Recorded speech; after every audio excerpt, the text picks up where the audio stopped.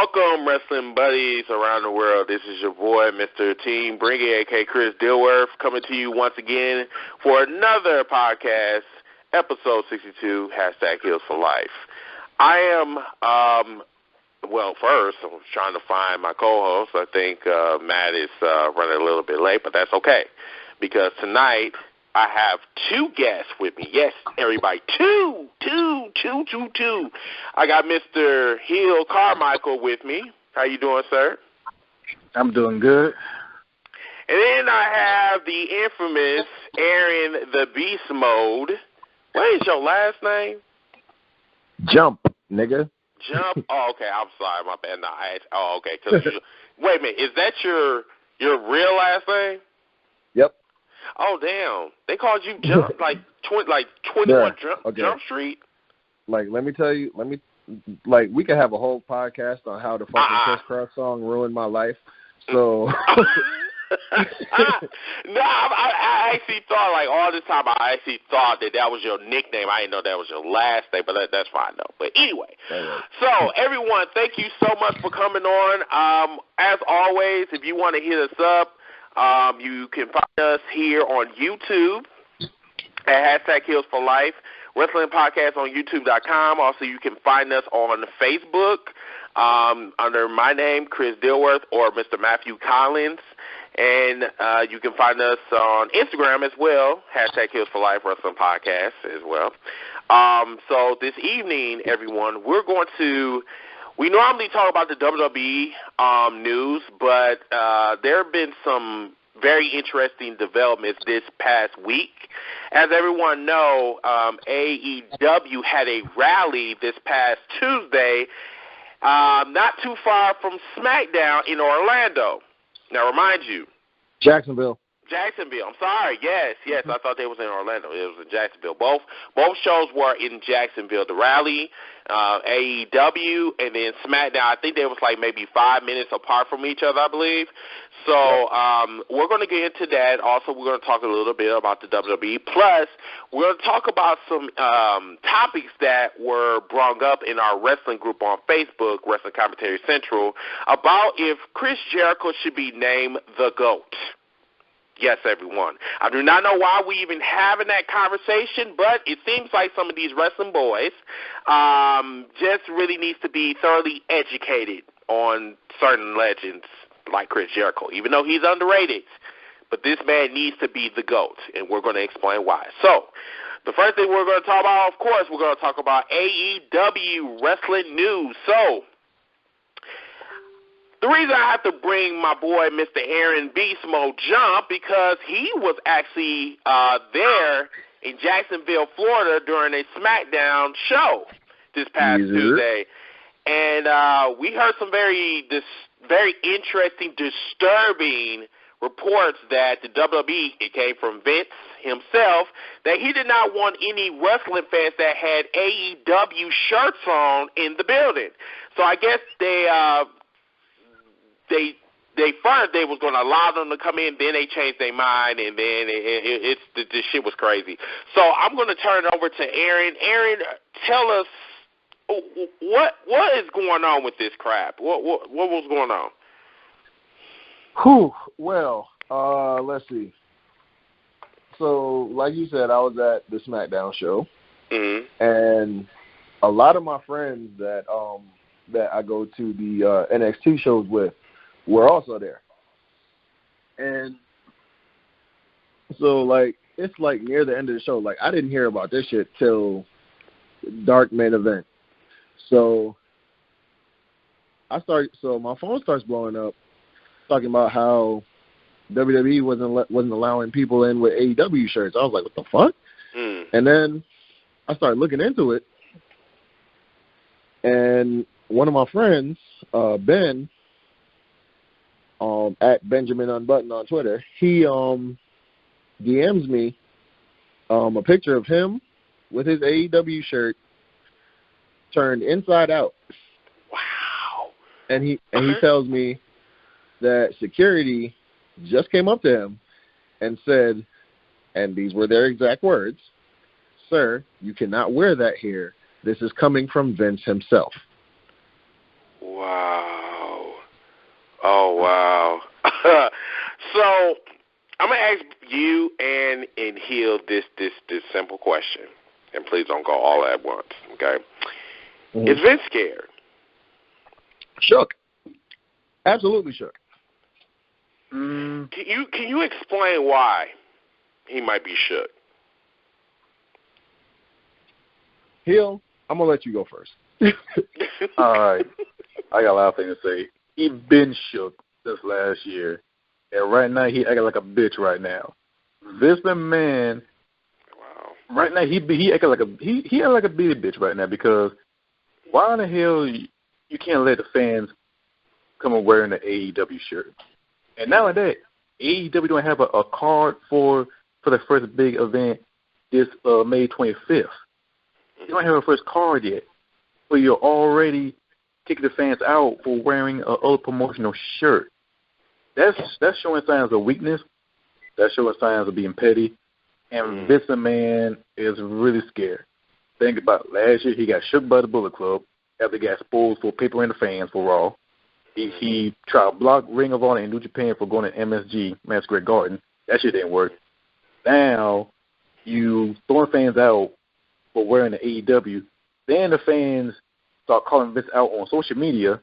So Vince bitch up and say, you know what? Come on back in. We let you come in and watch the show because he's been called out.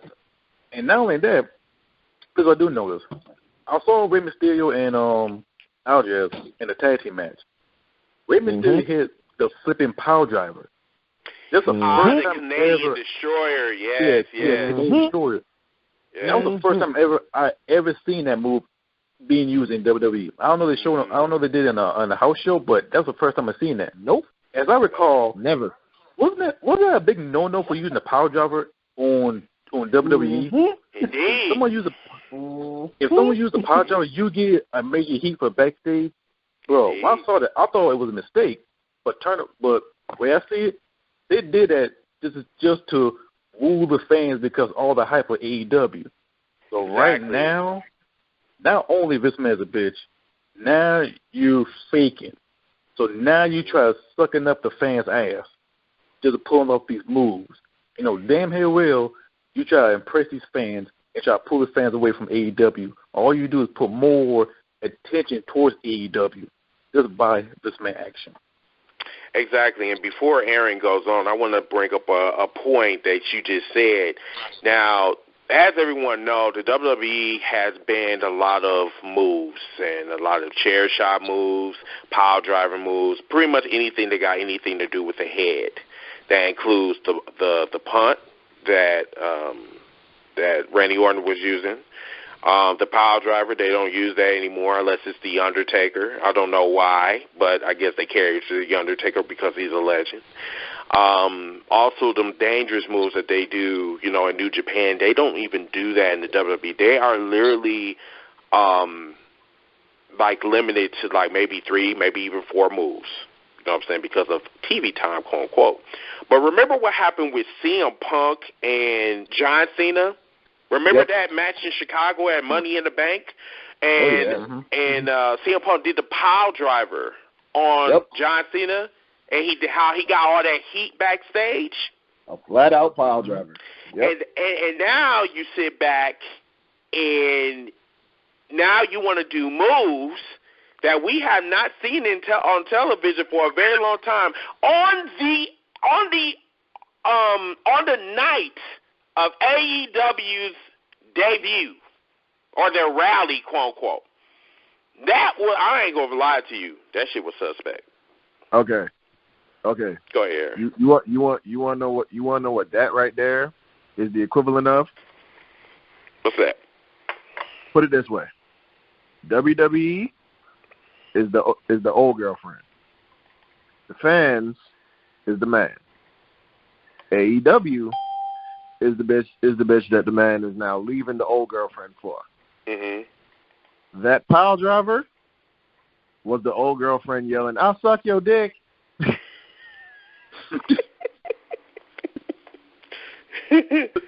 A last-ditch desperation effort, okay? That's too funny. That's exactly what that was. Because I remember I was in the crowd for SmackDown. Okay, I had a damn good seat. God bless my friends. Oh my God. Anyway, so as soon as when I saw that, I was like, "Whoa, what?" And I looked at my friend, and she was like, "Was that a?" And I said, "Yeah," before she could even finish. And I bet it was shocking because like those moves are banned from the WWE, and exactly. I was like, "That is banned, Ray." Yes. I was like, "Ray, that is banned." And by the way, that match between Rey Mysterio and what's his name? What was his name? Andrade. Yeah. That was a freaking phenomenal match, and trust me when I tell you, that match is going to carry to WrestleMania possibly, because they've been already talking about Andrade. It's supposed to be the next Mexican wrestler, quote unquote. Now I don't know if this is actually true or not, but it makes sense for Ray to pass the torch over to him. I feel like they finally getting that right because that same goal that they have for Almas is the goal they had for Sin Cara and the goal they had for Del Rio. And both of those flopped horribly. So, like, in grand fashion. So, yeah, exactly. So I feel like with Almas, they're finally getting that right. And Matt just walked in, so we'll catch him on the second half of the show. So we'll catch Matt on the second part, and he'll just take over for Aaron. So another thing that I wanted to talk about with AEW was what else we were talking about? Oh yes, Tony Khan, the chairman of AEW, All Elite Wrestling. He been basically on podcasts and he been talking about the challenges and the more surprises that await us in 2019. He also made some comments about the company is going to focus on easier schedules because, as you know, the WWE is 365 days a year, circus carnival basically. Tony basically said that he wants to have a light schedule for his workers. He also said that they have the power, they have the brain power within the organization to deliver like awesome matches that we have never seen before. They also bringing in some. I think it was a Chinese. I think it was an Oriental, I believe. Wrestling, I believe. I think it's OEW. No. I'm an OWE. Oriental Wrestling Entertainment. Yes, and I seen that clip. I don't know if you sent it, Hill, or was it Aaron? It was somebody in the group. I seen that shit, and trust me, if that shit gets in AEW and it's broadcast, trust me, I'm telling you, it's gonna be hot. It's hot now because I know what they're I know what they're doing. They're doing partnerships with, like, I think they got one with New Japan. They got one with Oriental Wrestling. Also, I think they're. We don't know that they have New Japan yet. I thought they did. They're still trying to get New Japan. Yeah. Go ahead. This in talk still, but nothing is concrete yet. But this in the talks. I know Empire Wrestling, they want to work with them as well. So sooner or later they're gonna partner up. But New Japan and Ring of Honor, they got so much schedule, so that's why they pretty much in the talks. Okay, and then also Tony also said that. What else did he say? He said that they're also going to be going hard on some of the WWE contracts that's coming up in 2019, which is very interesting because guess what? One of them contracts that's coming up is AJ Styles. Yep. And we still don't know. AJ's already said he wants a lighter schedule. Right. And see, the thing is, AJ Styles already, in a very short time, AJ Styles has already been a 2-time world champion already. And then a U.S. champion. He hasn't been a tag team champion or a United States, or not a United States, but Intercontinental champion. But he already made a lot of accomplishments in the WWE. So, to be honest, I think that he should really start moving around. But what bothers me is Vince McMahon is going to be, he's literally going to try to lock AJ Styles in the company because that's what he's doing right now. You're damn right he is. So, like, the ones like, what's that, Apollo Crews, who else?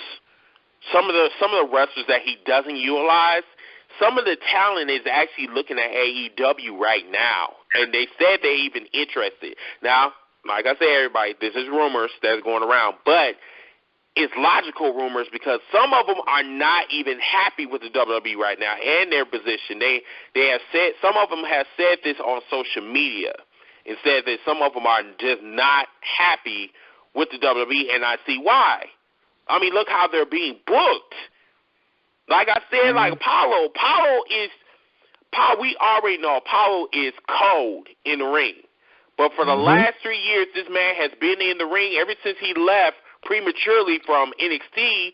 This man has not been booked whatsoever. This man has been a jobber, just like Jinder Mahal. And that's another one. I would not be surprised if he wanders over to AEW. So you know what's funny? What's up?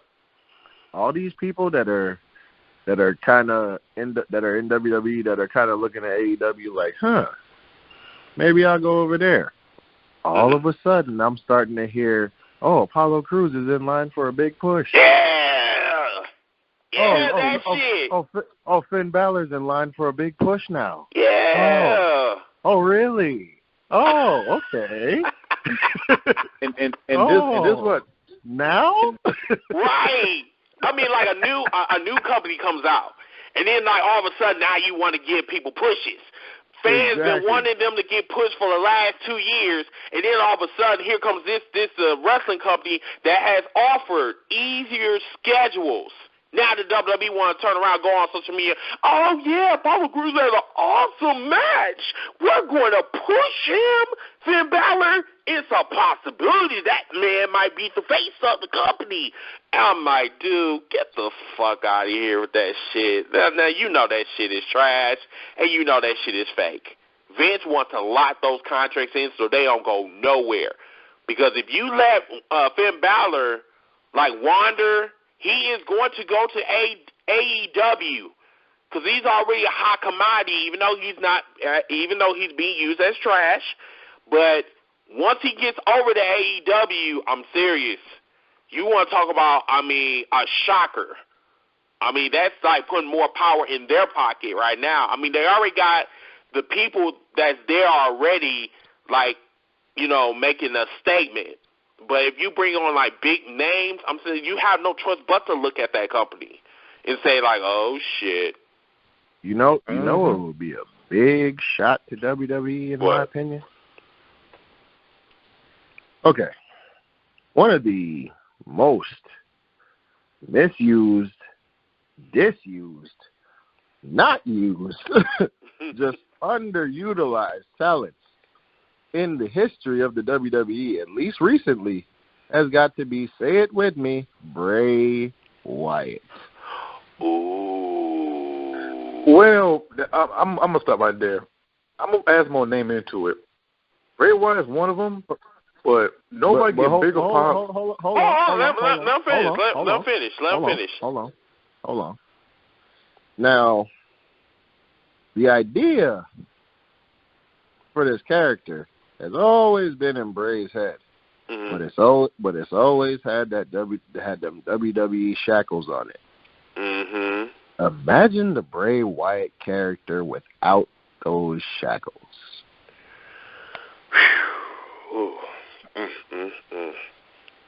I don't even want to imagine, because like we have seen his promos, we have seen his talent. The WWE has not utilized it, even just like with Matt Hardy. They have not utilized it whatsoever. That broken gimmick should have took off. It should have put him in the stratosphere. But like I told Aaron, we had this conversation, and I told you, I said, bro, this ain't gonna work. Yep, I said that. Yeah, you did say that, and I said, you know what? If they keep doing, and did I not say this? I said, you know what? If they keep doing it like this, you're damn right it's not gonna work. Yeah, that's what I'm saying. I'm like, dude, like Broken Matt don't have like curtains for Wheel of Fortune or Price is Right. I mean, like, dude, you already fucking up already. And I'm just like, you know what? I'm gonna sit back. I'm gonna set my teeth, cross my legs, and just pretend that this shit is not going on. Everybody know that shit didn't work when the Hardy Boys became a fucking sellout and went to the fucking WWE. Think about it. The Hardys carry Impact Wrestling. They did the Apocalypse Tag Team. Next you know, Raw, what WWE did? They bought up the Hardy Boys and have their own version of Compound Street Fight. The New Day and the Wyatt family. So right there from the jump, they're the biggest biters of all time. And to be honest, if we do see Bray Wyatt go to AEW, I think he will make a big impact. But for me, he more towards to Lucha Underground, more to AEW, because I think with his creative ideas, I think it will pop off way better. But as one name, it might go to AEW, get bigger pop than anybody else. I think the name been mentioned by Cody Rhodes is Zack Ryder. This man built his own brand by himself through YouTube. He got his own the Internet Championship title. And then next you know, WWE shut that shit down. I remember one moment that he was a United States champion. Next you know, title gone, nowhere to be found. If you put Zack Ryder in AEW, bet money he'll be a main event and become the world champion before Hangman Page or Pac. And there's another name who might jump over to the rivals. Shinsuke Nakamura, The Revival, Dolph Ziggler. Shit, you might have some females like shit, there's a ton of females who be in AEW, joining the rosters. And now and then. Now, for people that don't know who Pac is, that's Neville. Neville that used to be in the WWE. Just a couple names that already signed with AEW. Cody Rhodes, the Young Bucks, of course. Now, the Young Bucks, they're actually playing a producer role, quote-unquote, in the back. Cody Rhodes is their, I think, vice president, if I'm not mistaken. Executive vice president. Yeah. Chris Jericho, which wasn't really a shocker, but, you know, it did prompt a response from the WWE. They actually removed Chris Jericho from the promo. Like, when the promo, like, comes up on SmackDown and on Raw, they removed Chris Jericho from that, which was expected. Again, WWE acts like the bitter ex-girlfriend. Exactly. Bro, we finna see a lot of WWE acting like the bitter ex-girlfriend in the next couple months, like for real. Exactly. Some more wrestlers that we seen. It was Hangman Adam Page, Chris Daniels, Frankie Kazarian, Scorpio Sky, Joey Janela, I believe. Joey Janela. Oh, yep. Let me see, Maxwell, Jacob Fryman. Yep. We already talked about Neville, Seaman, and L. Lehman. Now, I don't know who that is, but apparently they signed him. I think he's like a Mexican wrestler or whatever, just by looking at his name. I don't think they signed, I think, one or two females, I believe, but I know Brandy Rose is like she's also what is she? What's her role? Chief Branding Officer. Branding Officer, yeah. Which, guys, is Stephanie McMahon's title in WWE. Right. Which is very interesting, by the way. Very interesting. So do you guys have like any other thought? Matter of fact, let's talk, since we're still talking about AEW, I want to discuss with you guys, and then I'm going to bring on Matt in a few minutes, about the disrespect that some of these fans is showing to this company. Now, like the whole thing with AEW, it's a new company, but the fans 20 years ago will be a little bit more appreciative versus the fans that's on right now, today's fans. Today's fans, I will call them crybabies. I will call them impatient fans. I will call them marks. Since we use that word a lot, marks, I'm going to use that word for wrestling fans today. They are smart, crying-ass marks. Okay? Because my thing is this. It does not matter what company Chris Jericho go to. Chris Jericho is the GOAT. Chris Jericho is the innovator in today's wrestling. This man has reinvented himself I don't know how many times, and yet this man still can't get no damn respect. And AEW got promised. I mean, we got a billionaire, the son of a billionaire, that's sitting back and saying that, hey, look, it's all going to be about the fans. Vince doesn't even do that shit. Vince up there sitting back and he worrying about the damn XFL shit that fell back in 20 to 19 years ago. You know what I'm saying? He's still stuck on that. He is not worried about this. Vince is paying attention to a certain degree. As you can see what happened on Tuesday, like Arian have told you.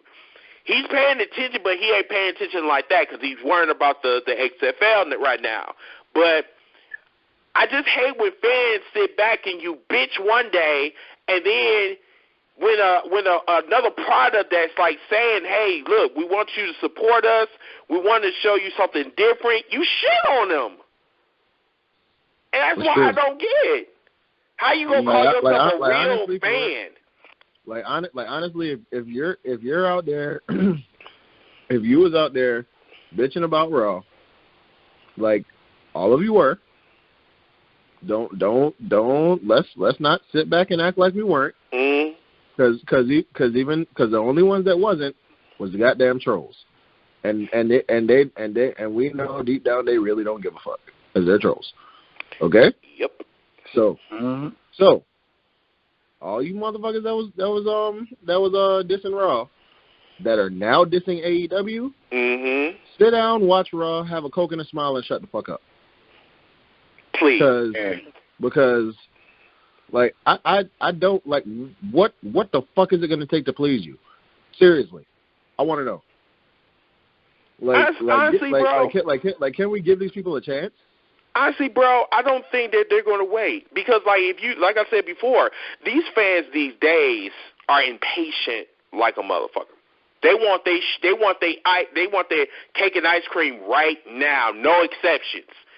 If you're not as mighty as the WWE, then you're automatically going to get shitted on, just like with Impact Wrestling. But WWE's been around for 50 plus years. This is a brand new fucking company. Yeah.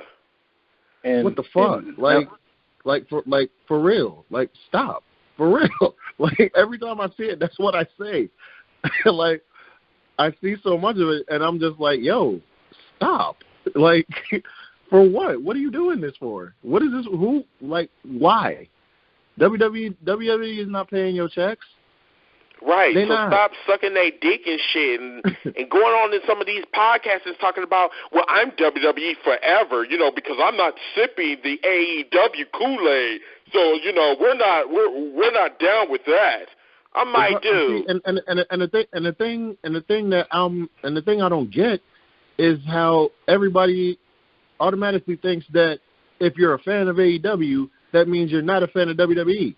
Look here, WWE was the first wrestling company I ever watched as a child. Okay? I will always watch WWE. It is part of my life. It has been for 34 years. Okay? So, to tell me that because I like AEW and I want to see them succeed, then that makes me not a WWE fan. Fuck you. Okay? Because honestly, I'm more of a WWE fan than you are because I have the courage to use my voice to say when the shit that I'm seeing is not entertaining. Exactly. Okay? I'm not going to be the one out there in the crowd at Raw when Vince music hit, singing along to No Chance in Hell, knowing that he's the reason why the shit is in the shitter right now. Okay? Mm-hmm. It's going to be y'all hypocrite-ass fans that's going to sit back and bash the shit out of Raw one minute, and then when Vince shows his fucking face, oh God, Vince is back. Yeah, everything's great again. No, the fuck it's not. And that's why I tell fans, I'll be like, dude, I'm listening. I'm listening to y'all conversations. I'm looking at y'all posts. I'm looking at everything that y'all do on social media. And guess what I'm going to do? I'm going to come back on my podcast, and I'm going to say, guess what these motherfuckers on this social media was saying? They talk about they complaining and shit. And then Vince McMahon, he comes on national television talking about, hey, give me applause because, you know, hey, I'm the Godfather. I got big balls. I got grapefruits. I'm the jackhammer.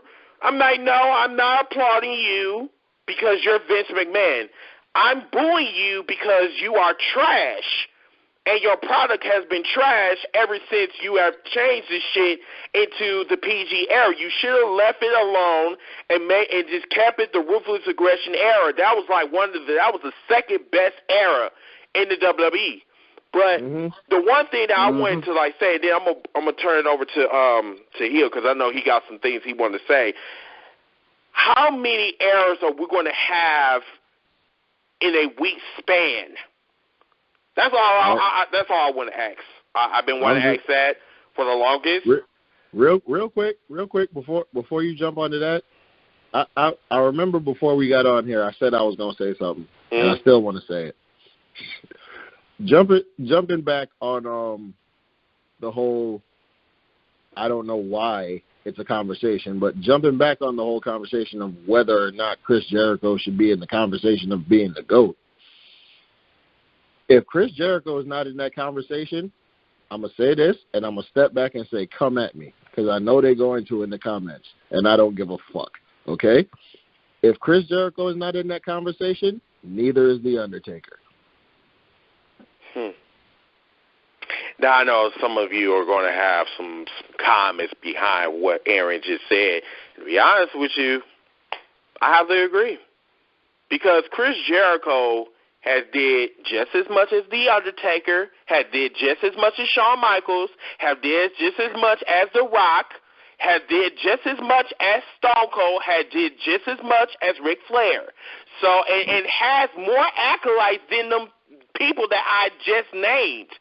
So, and as far as The Rock, if y'all dare bring movies into this, you're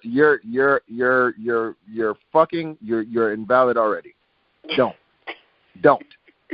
Okay? Do not talk about what he's done outside of wrestling, because we're talking about in wrestling. Yes. Because like what he did in Hollywood is totally irrelevant as far as us talking about what in his wrestling career. Because Rock might be like one of the greatest, but GOAT conversation is debatable. There's a lot of wrestlers that said that are GOATs, that wrestling fans have said there are GOATs, can be debatable. You know, Chris Jericho, I think, is one of the most, I'm not going to lie to you when I say this, is one of the most overlooked, disrespected wrestlers that I have ever seen in my life. And Chris Jericho have done a lot. And just like last night on that post that one of my friends, Eric, had posted about Chris Jericho, like, can we call Chris Jericho the GOAT? It was like almost 100 comments. And half of those comments, fans were like literally shitting on Chris Jericho. And I'm like, are you fucking serious? And Matt was going to do a video about that, but he never got around to it. But that's fine, because we'll do that this weekend. And we're going to talk about that shit live on Facebook Live. So that's okay. We're going to leave that one for Sunday. When that happens, I will be there. And we're going to talk about that shit. Because I already know that it's going to be, dude, we're going to have some conversations about that one. And I'm gonna open my part up by saying, nigga, I said what I said. Okay. Hill, what are your comments? Well, you know me, I got a lot of shit to say about everything. So I'm gonna start with AEW. You know we got some bunch of WWE people stuck in the fucking WWE bubbles. The only thing to do is eat, sleep, breathe WWE, nothing else. I have a conversation with some people, and I bring up Ring of Honor and New Japan, and this person say New Japan and Ring of Honor is minor. Bro, I had to flip the fucking phone because I'm trying not to flip out on that part. Because right there, that just showed to me that people don't even watch New Japan. Not that being elite. And you got people shitting on AEW and wishing all the bad shit towards AEW, but turn around talking about, oh, don't you need to do this and that. No, fuck that. AEW is here. And nowadays, you got other wrestler fans who still watching WWE but bitching, complain about everything else, talking about pro wrestling is dead along with WWE. No, nigga. I ain't saying nigga. No, motherfucker, WWE been fucked up since the PD era. Excuse me, I say the N-word. That's a Booker T moment. But like I was saying, no, motherfucker, WWE been fucking up since day one. Right now, it's the rise of the indie wrestling promotion. And Ring of Honor is a prime example. Back in 2001, I can remember, Ring of Honor don't have no HD screen, no nothing. It is wrestling ring, good wrestling fans, and a gym. Now, you're looking at right now, 2019, they got screens, they got pyros, they got everything. They got money. They're like paying fools say, I smell money. And Ring of Honor rolling in money. And nowadays, you got more indies wrestlers coming up. And it's a good look for pro wrestling. And nowadays, you got AEW come along as well. Now, from AEW to the GOAT conversation, there's plenty of GOATs I can consider them as the greatest of all time. Chris Jericho is one of them. Edge. Undertaker, like I said, that could be debatable if the streak was still attached. Hell, I might throw in Raven. I might throw in the Sandman.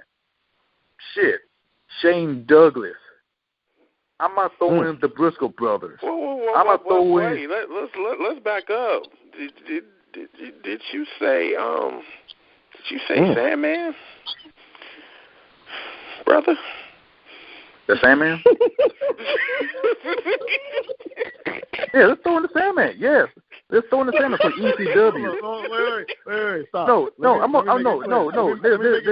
make it clear. Hold on, wait. I'm not laughing. I'm not laughing because you picked Sandman. I am not. Okay? I was just when you said it, I was like, interesting choice. But I am not laughing at that. What I am laughing at is Chris's goddamn reaction. That's what I'm laughing at.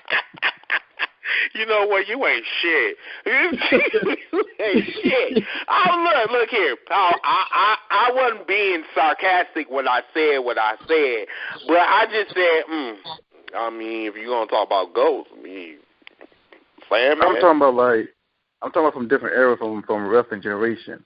Yes, I'm throwing Sandman because he's part of the OG of the ECW from the start. That's true. But we talk about all time, not greatest in just one company, bro. No, well, okay, for all the wrestling. Forget the company, all wrestling in general. Hell, let's throw in Raven. Let's throw in the Young Bucks, the Briscoes. I'd put Raven up there. I would put Raven up there. Yeah, that would too. Who else would consider as a goal? I would say, yes, Tommy Dreamer, the OG of Okay, I could put Dreamer up there. I could put RVD up there. Yeah. Let's throw in the top two. Let's throw in a couple of Japanese. I'll put the Dudleys in there. Definitely the Dudleys. The Dudleys, New Jack, Mike Awesome. I wouldn't say New Jack. Yeah. I don't know about New Jack. Yeah. New Jack, he. The crazy thing is, have New Jack have ever been a champion in any brand? Nope. He's not considered to go. I'm sorry. So that could be okay. That could be a little bit debate, but we're gonna throw in what would be a good name? I did say Mike Awesome. Let's throw in Masato Tanaka. I don't know about Mike Awesome either. Yeah, because Mike Awesome says like, and don't get me wrong, in the ECW, he has some awesome matches. He really have, but like gold wise, not even close. He haven't did much to. I'll say this on Mike Awesome. ECW, yes. Japan, yes. WCW, no. He was in WCW? Yes. Yeah, he was in WCW. See, that's why I said my knowledge in WCW is trash because, like, I don't even I didn't really watch WCW like that. I probably, watch here and there and shit, but we're not going to talk about his WWE career because it was, like, literally non-existent, but, whatever. But mostly FMW and ECW. If you're throwing the GOAT, let's throw in Taz. ECW Taz. Definitely. I could put Taz. Definitely. I could put Taz. Definitely. And who else? Eddie Guerrero. We got put right there. Oh, hell yeah, dude. Man, without please. question. Dude, Eddie Guerrero shouldn't even be mentioned, dog. Like, he shouldn't. That's not even a debate. Oh, we can. Okay, what about, let's see. Hold on. I got one for you. What about Dean Malenko? Yes. Yeah. Now, even though. I'll say this, though. Go ahead. Yes, I'll put Dean in there. However, I will put him in a specific category. Now, what category would that be? Technical wrestler. Yeah. That'll be it. Yeah. Okay. He's a GOAT as far as best technical wrestler. I cannot speak for the man's the character Dean Malenko was boring. Come on, dog. Yes, it was. So, and they even tried to make him a porn star. That still didn't work. that was terrible. That was terrible on WWE. That was so funny. Oh God. The only thing I liked about that was the theme music. Because I always thought his theme music was the shit.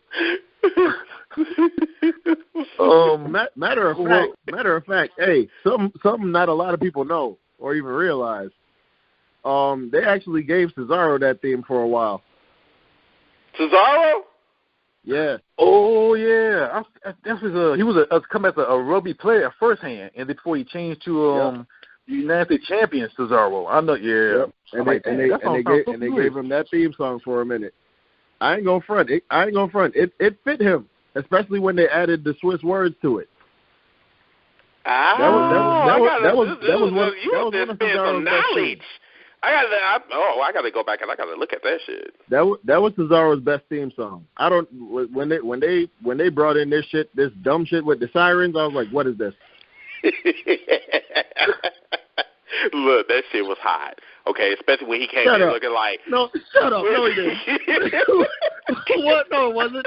Shut the hell up. It was hot. When he came in looking like James Bond and shit, that was hot. Okay, yes, that was hot. But nigga, they had that. Okay, he still had all of that, but he had better theme music. As soon as they started, what the fuck is that? Yeah, Why? I don't know, bro. I don't know what's up with WWE and these alarm systems or whatever. I'm like, dude, why the hell you got Dean? Why you got Dean Ambrose coming out there? Dean Ambrose music. Why? That was terrible. The best. You know what? The best theme. The best thing with the air siren was the right to censor. That would make more sense than Dean and Cesaro together. Oh, you stupid. That was the dopest thing. I was over here just blaring stuff about the whole time. Dude, bro, right to censor, bro. Right. Let me tell you something. Right to censor, I would put them one of the most fun factions of all time. The fun faction. Oh God. They were working in WWE today. It will pull the shit off, but shit. So back to the greatest of all time conversation. I'm gonna throw a couple of names in. The only one name is kind of debatable is Sting. He could have a good GOAT until he jumped to WWE. Sting. He had a good run in WCW and TNA, but WWE that fucked him up. And the most fucked up part about I don't think we can hold that against him. Bro, he talked about on the interview okay. Go ahead. When he watched on the interview, he watched Booker T and The Rock have promo, and The Rock asked, "Who are you?" He disrespected Booker T and shitted on WCW career, and said he would never work in WWE. And look what the fuck he did. He went to WrestleMania, got his ass whooped by Triple H, and got his neck broke the second week. Yes, and got his ass whooped by Seth Rollins. No shade. All right, but let me ask though, how many people either said they would never work for WWE or would never come back to WWE, and we see them? Either they're broke or they suffer. Either they're broke or they try to get some money. Meanwhile, so are you saying that Sting was broke? I won't say all that, but he was done for going to WWE. He was fine in TNA. He has so many moments in TNA, from the main event Mafia to the one problem is, yes, he was fine in TNA, but nigga, TNA wasn't fine as a company. So and then Hulk Hogan and Eric Bischoff fucked it up. Let's do the web question. If Hulk Hogan and Eric Bischoff did not fuck TNA up, TNA will be right next to New Japan, and WWE will be in third place. And Ring of Honor will be scratch that. New Japan will be number one. TNA will be number two. Now with Dixie Carter running it. Mm-hmm. Because put that way. Dixie was Densey, so she didn't know what the fuck she was doing at all. I used to call her that. I used to call her Densey Carter. Densey Carter, yes, because she acted too damn Densey. And as you can see, she nowhere to be found. And good riddance to her, because I'm like, dude, you had something good going on in TNA. And the day before yesterday, I went back and I seen some of the footage, the old footage of TNA. I'm not talking about the footage now. I mean, I think what they're trying to do is they're trying to get that old glory back, but I'm sorry, that shit is dead. I looked at some of the stuff from 2002, 2001, all the way to 2010. Dude, they had a chance to overtake WWE. They had the right components. They had the right people. They had the right brain power. That's until you start bringing in WCW personnel, and then they fuck shit up. Yep. And they thought that the same formula that happened that worked for WCW was going to work for TNA. And what they failed to realize was you brought some ghosts in the past and you brought it in the present, and it fucked shit up. And now people blame, Eric Bischoff and the same people that killed WCW literally killed TNA. But whatever. Damn. Oh my God, we was having a freaking awesome ass discussion about we were talking about Chris Jericho, right? Yeah, we were talking about Chris Jericho about him being the GOAT. Okay. I want to continue that, but we gonna save that one for Sunday. We still gotta talk about WWE, WWE news, and then we probably gonna jump back and talk a little bit about what else we were talking about. Shit. We was talking about some other shit. I'm sorry. I'll probably think when we get back to that subject. So what I'm going to do is I'm going to bring on Matt, because Matt said that he wanted to bring on some, he wanted to talk or whatever. Aaron, I'm going to have you on standby. We'll bring you on in a few. Hill, stay where you at. I'm going to bring on Mr. Matthew Collins, my co-host that showed up late. No, I'm just playing. He didn't show up late. He just, just bounced in and bounced out. Okay, all right. So let's bring on Matt. What's up, Matt? How you doing? Oh, shit. What's going on? What'd you say? What's going on? What's going on? How you doing? All right, so Mr. Matthew Collins, my co-host of #Hills for Life. So, you said that you had some things you had to get off your chest. Yeah. Okay. So, y'all already talked about. I feel like y'all talked plenty about AEW, and to be quite honest, If anybody from AEW listens to #HeelsForLife, who I must say is by far is the best wrestling podcast of today, y'all are basically doing what Ring of Honor is doing, New Japan, and some of these other companies that are on TV and wanting to give people a different wrestling product. You're not trying to outdo WWE. You're not trying to basically take over and basically throw WWE out the window like trash or something. But the fact of the matter is, you want to give an alternative, and that's what a lot of people are failing to understand. You just can't have.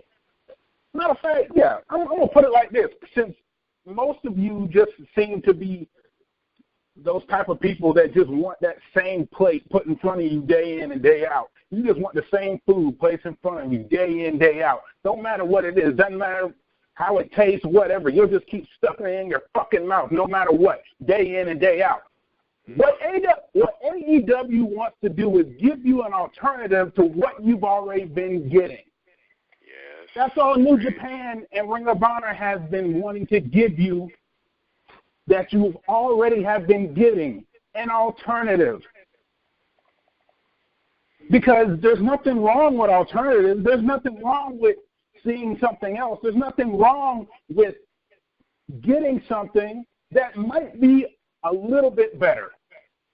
And to the guy that basically I had this conversation with, because he felt like that after Priscilla Kelly's tampon spot was just the most disgusting thing in the world, and this is why he doesn't watch he doesn't go to indie shows and this, that, and the other. Motherfucker, understand something.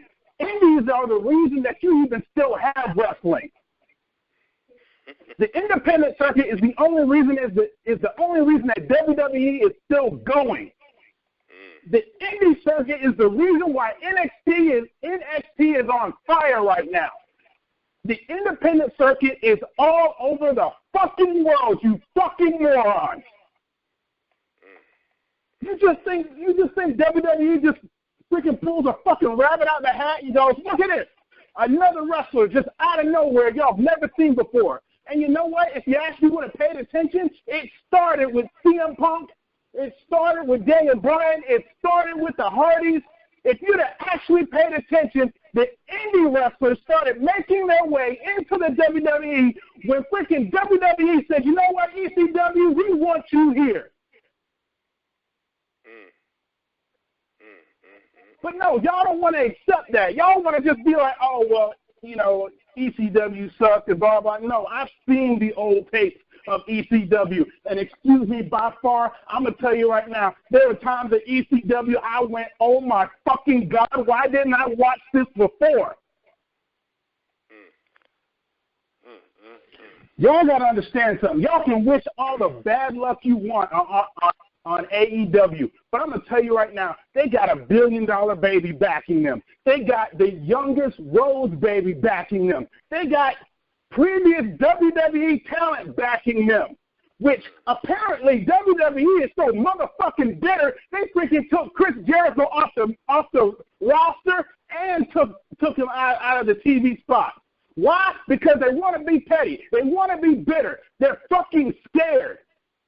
Or must we remind you about the time that Vince McMahon said, no, Ring of Honor can't be here. Madison Square Garden is mine. Fuck you. That's basically what Madison Square Garden said. It's an alternative. And what happened? Shit sold out.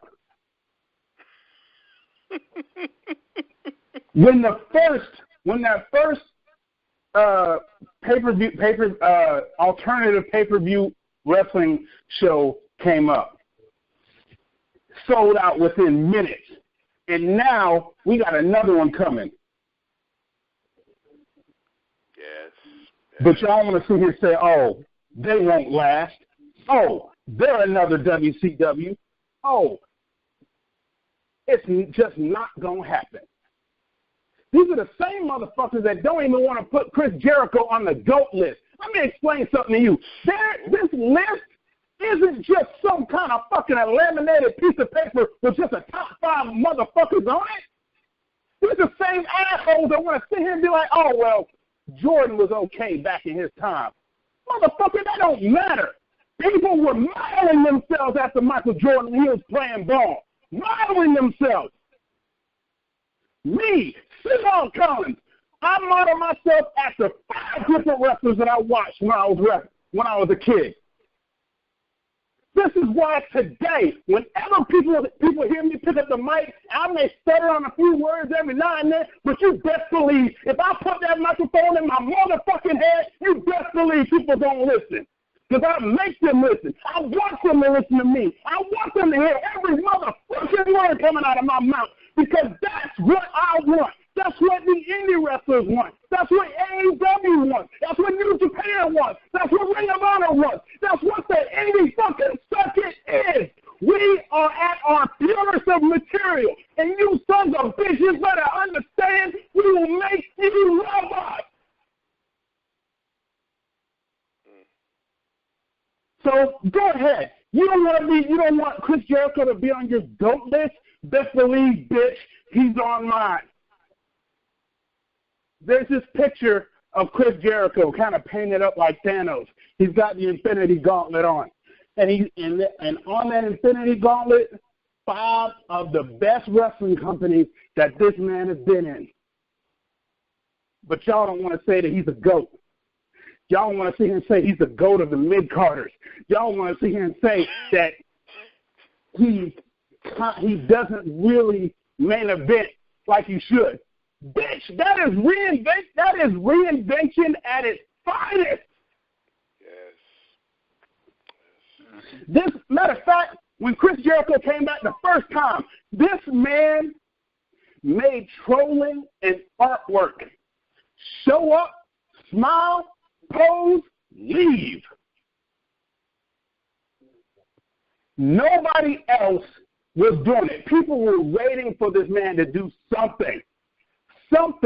But every time you heard that countdown, every time you saw that pose, you know good and fucking well who the hell was coming out of that curtain. But y'all don't want to put him on the GOAT list. Y'all want to be like, oh, well, he's in the top 20. Or, he ain't in the top 5 or the top 10. It don't fucking matter. He needs to be on the list, period. There's other people that need to be on the list. Don't get me wrong. There are guys that the WWE just didn't know what to do. But you know what? When they set foot in that square circle, you couldn't take that away from them. They may have been able. Here's another one, and I know I'm gonna piss off some people with this one. They may have been able to wipe Chris Jericho from the record books, but best believe as soon as that WWE network came out, what'd they do? Put him right back in it. That was the first thing they said. You want to see Chris Benoit? Subscribe to the WWE Network.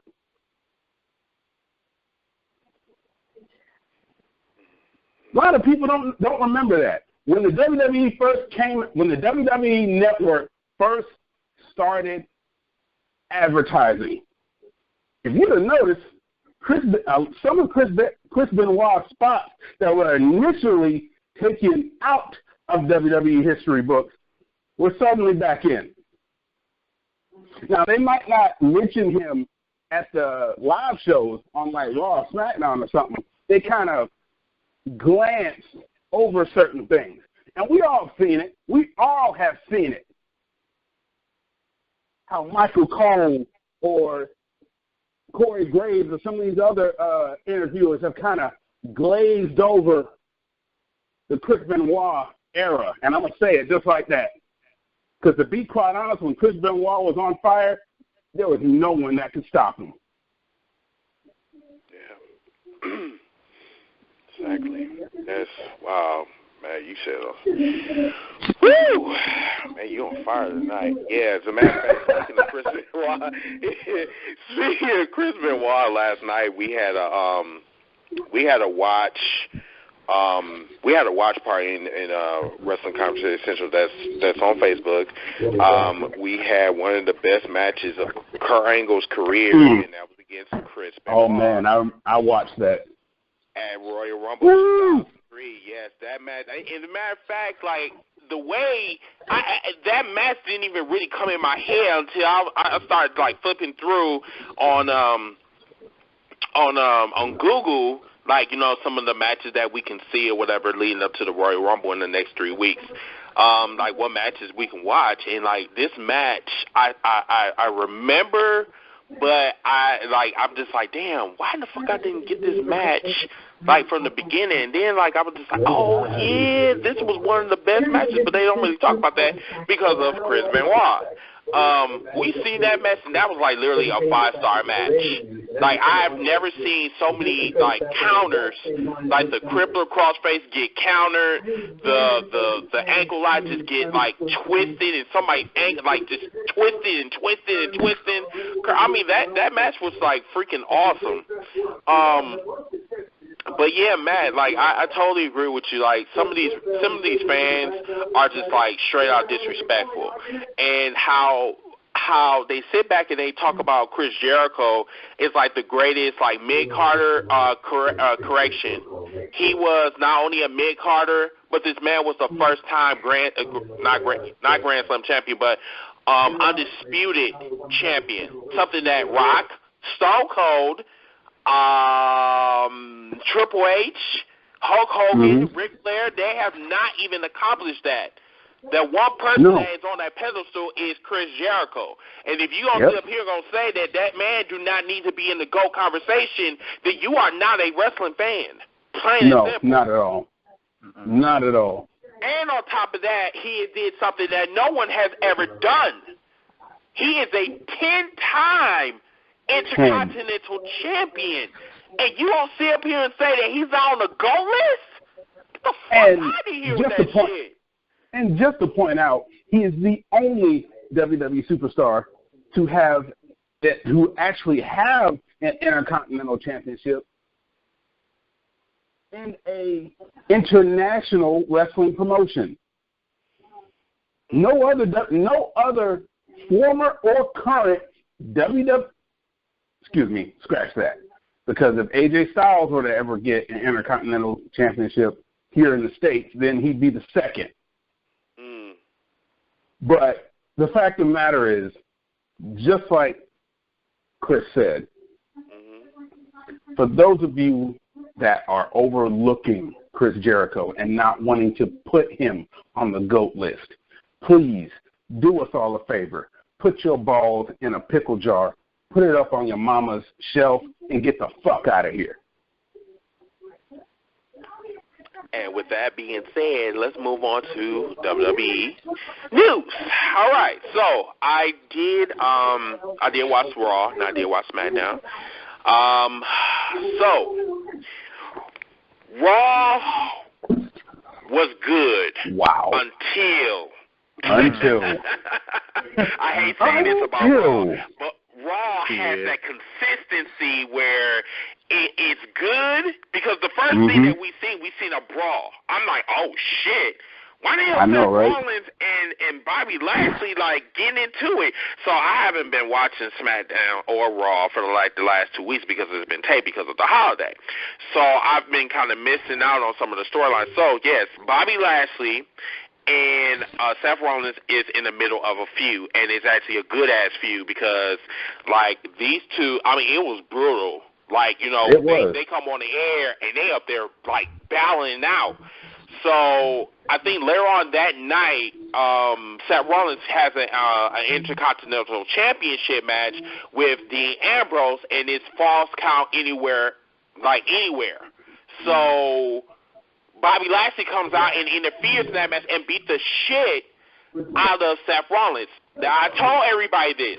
Bobby Lashley has a mean streak, and it needs to be taken advantage of, because I'm serious. That man has another side to him where he could beat any motherfucker on that roster if you use him correctly. And I'm just like, there you go. He don't need to talk. All he needs to do is just whoop ass, take names, and be done with it. Basically. Now we go on to one of the most depressing, pathetic segments of 2019. And remind you, 2019 have not even fully started yet, but we're going to talk about this. So, you know that dude named, what was the name? Brock Lesnar, the Universal Champion. You probably know Lord. him. I don't yeah, really you because you know some people actually see him as the Universal Champion. I don't, but you know some people actually do. Man, but you know what, man? He's on borrowed time, so you know that's how I see Mr. Brock Lesnar.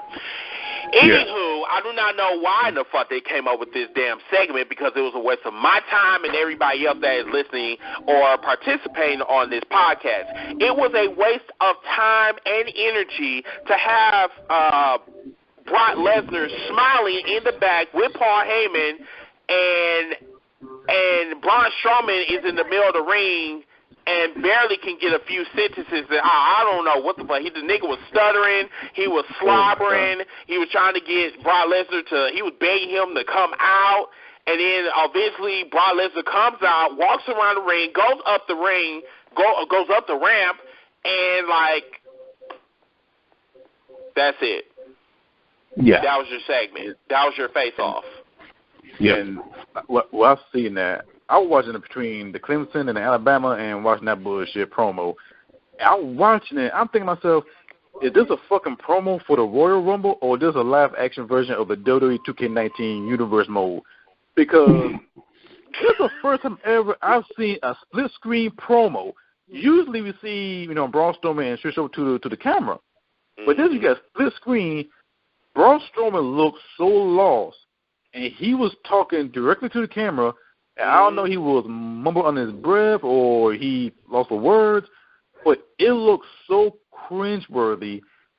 And then Brock Lesnar to sit there and talking like, this is it, this is the best thing he got. And Paul Heyman just like teasing Braun Strowman. And I'm thinking to myself like, okay, I thought Braun Strowman would come up and fight Brock Lesnar backstage, but it did nothing at all.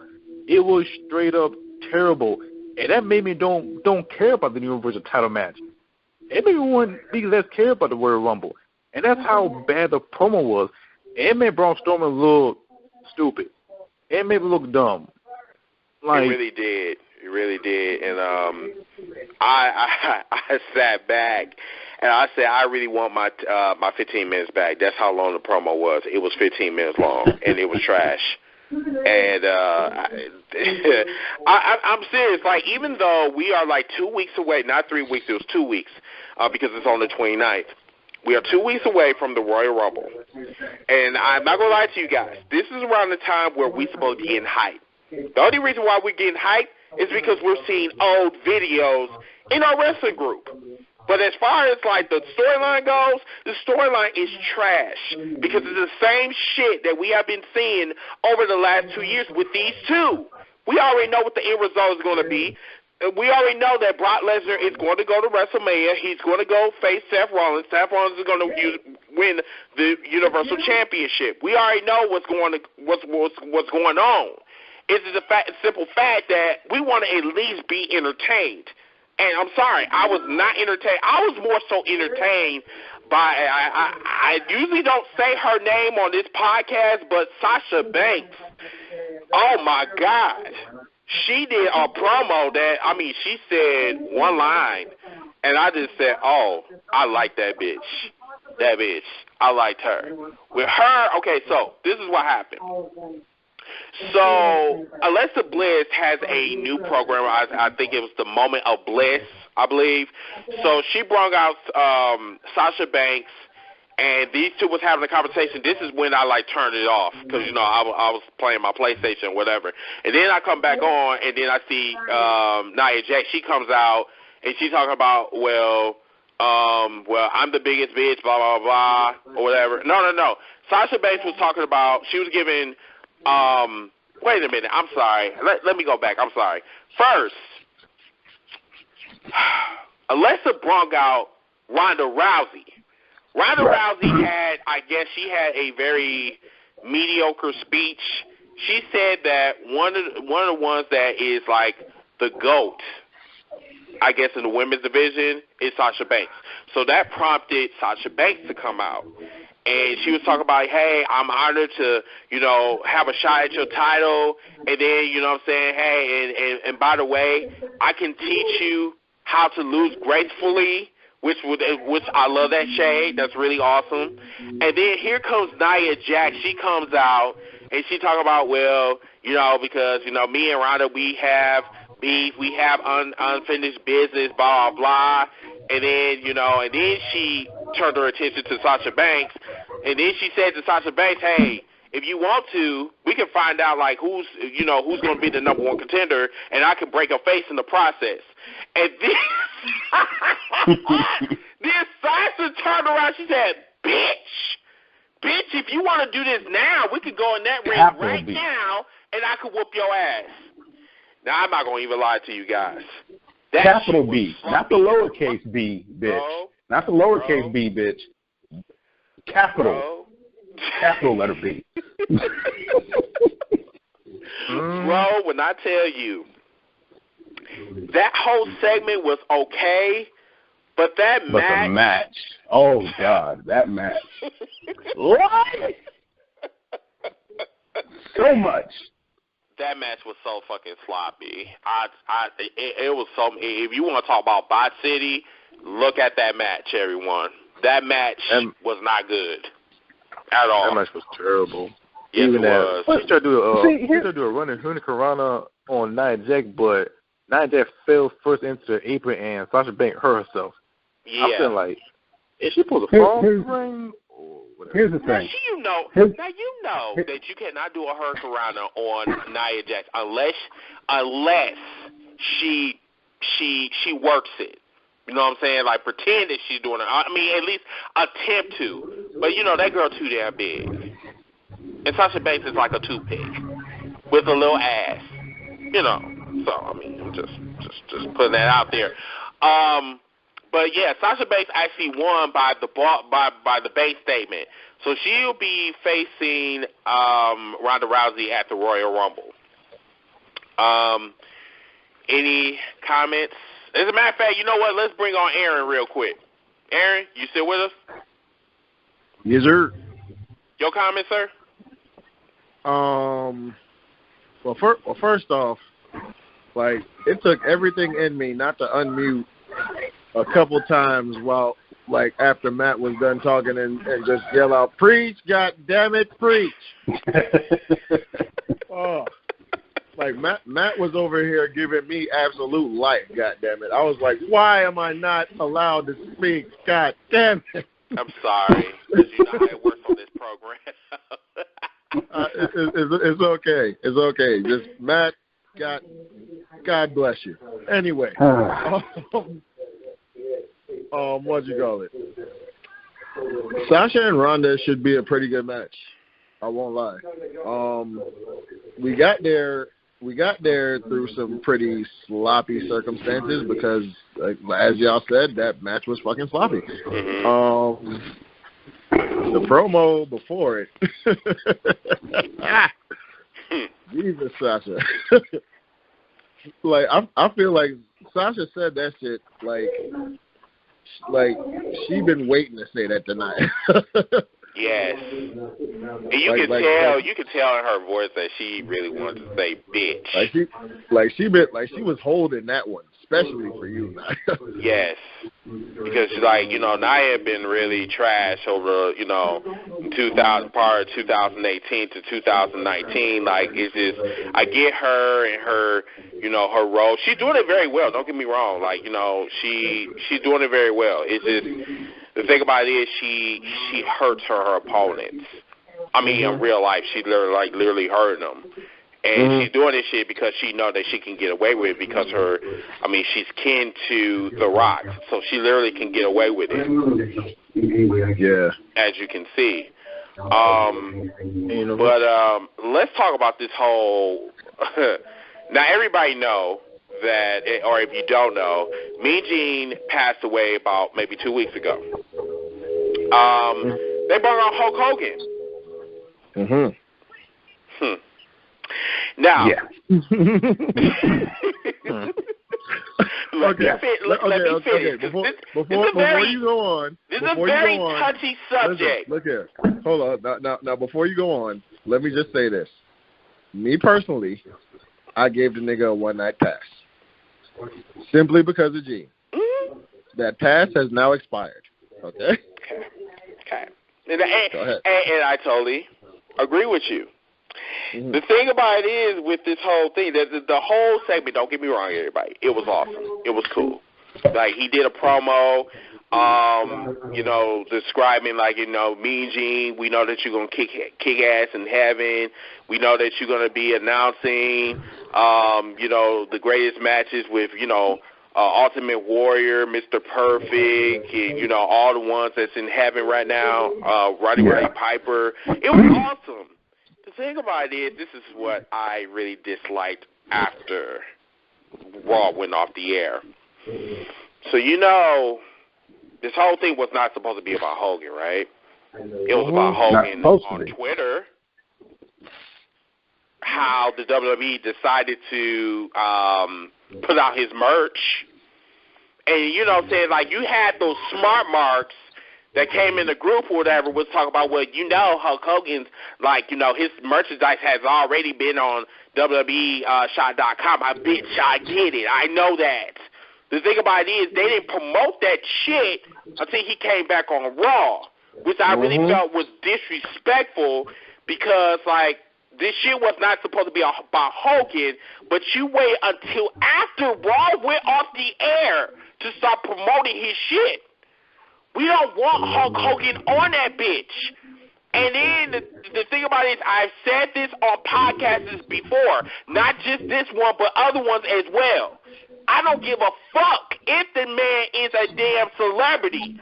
You say the word nigger in a derogatory way, there are no such thing as free passes. And that is one of the reasons why I don't really care for Ric Flair. Because Ric Flair has said it, but the nigga was not caught. But I have heard other wrestlers say that man has said some racial shit along with his daughter as well, allegedly. So that's why I say I give them the respect of what they have done in the business. But as far as them, like, being respectful to other cultures or whatever, that's where I have to put my foot down. Because I don't give a fuck if Hulk Hogan, his name, what he has done, I don't care. The thing about it is we heard you say the word nigger on a fucking, on a tape. And already, like, I already didn't like you already. I didn't care for you. And then when you went ahead and said that shit more than one time, that's where my whole thing just said, you know what? I wish the nigga was dead.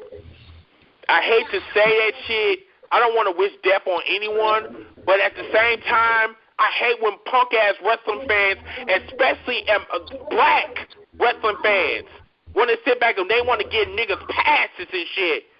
You know what I'm saying? You are no better than R. Kelly fans. You are no better than Michael Jackson fans. You motherfuckers want to get passes on niggas that hurt you in various ways. How the fuck you gonna sit up there and insult my intelligence about a motherfucker that called you a nigger? And then, you gonna talk about some damn, make Hulk Hogan great again. How the fuck can you make a motherfucker, how the fuck can you make a racist great again?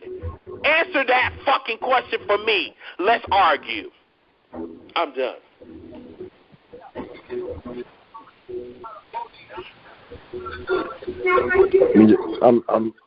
I know we can't see, but I'm sipping a drink right now.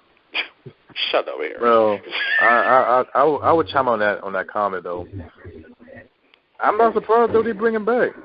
It been bubbling for a long time. Once the heat goes down, they bring Hulk Hogan back. It's all about the money. It's kind of fucked up, but it's business. Like, not only that, man, like, this shit been going on for many, many years that not too many people know about. Like, yes, we heard wrestlers say the N-word. Like, I was like, before Hulk Hogan said it, I read this one graphic novel. It was an Andre the Giant biographic. It was about a graphic novel. I read it. It was a dope story until in one chapter, and they're doing a tour in Japan, Bad News Brown was there, along with the other wrestlers, and Andre the Giant said the N-word. And really? Yes, it was a graphic novel. I don't know, you can order it from Barnes & Noble, but you can check it out. And Andre the Giant said the racial jokes and said the N-word. And I read it, I'm like, wait a minute, Andre the Giant said the N-word? What the fuck? And that was shocking me because nobody, unless you go to YouTube and see the shoot interview from Bad News Brown or somebody else doing the tour, but Andre the Giant said the N-word, and now you start to question how many people have been saying that for many, many, many years. And now with today with social media, you got to be careful what you say. Because anything you say right now will bring it to the light.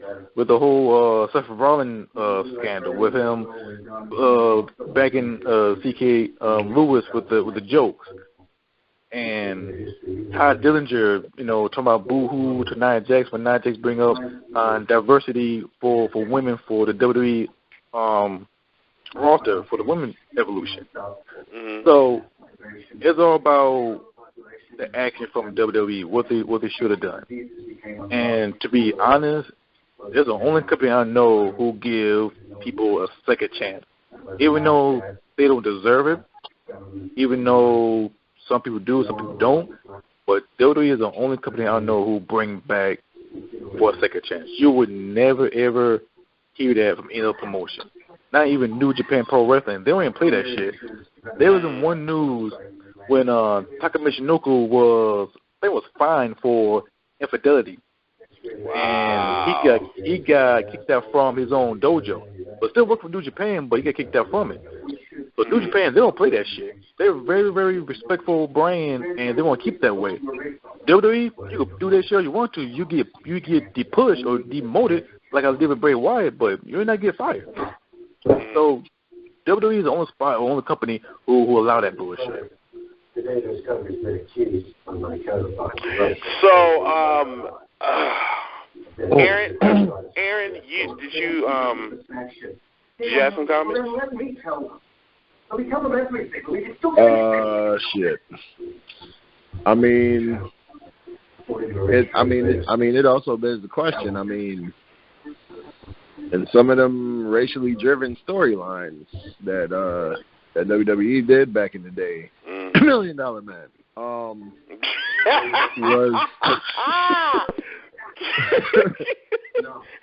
Oh my God!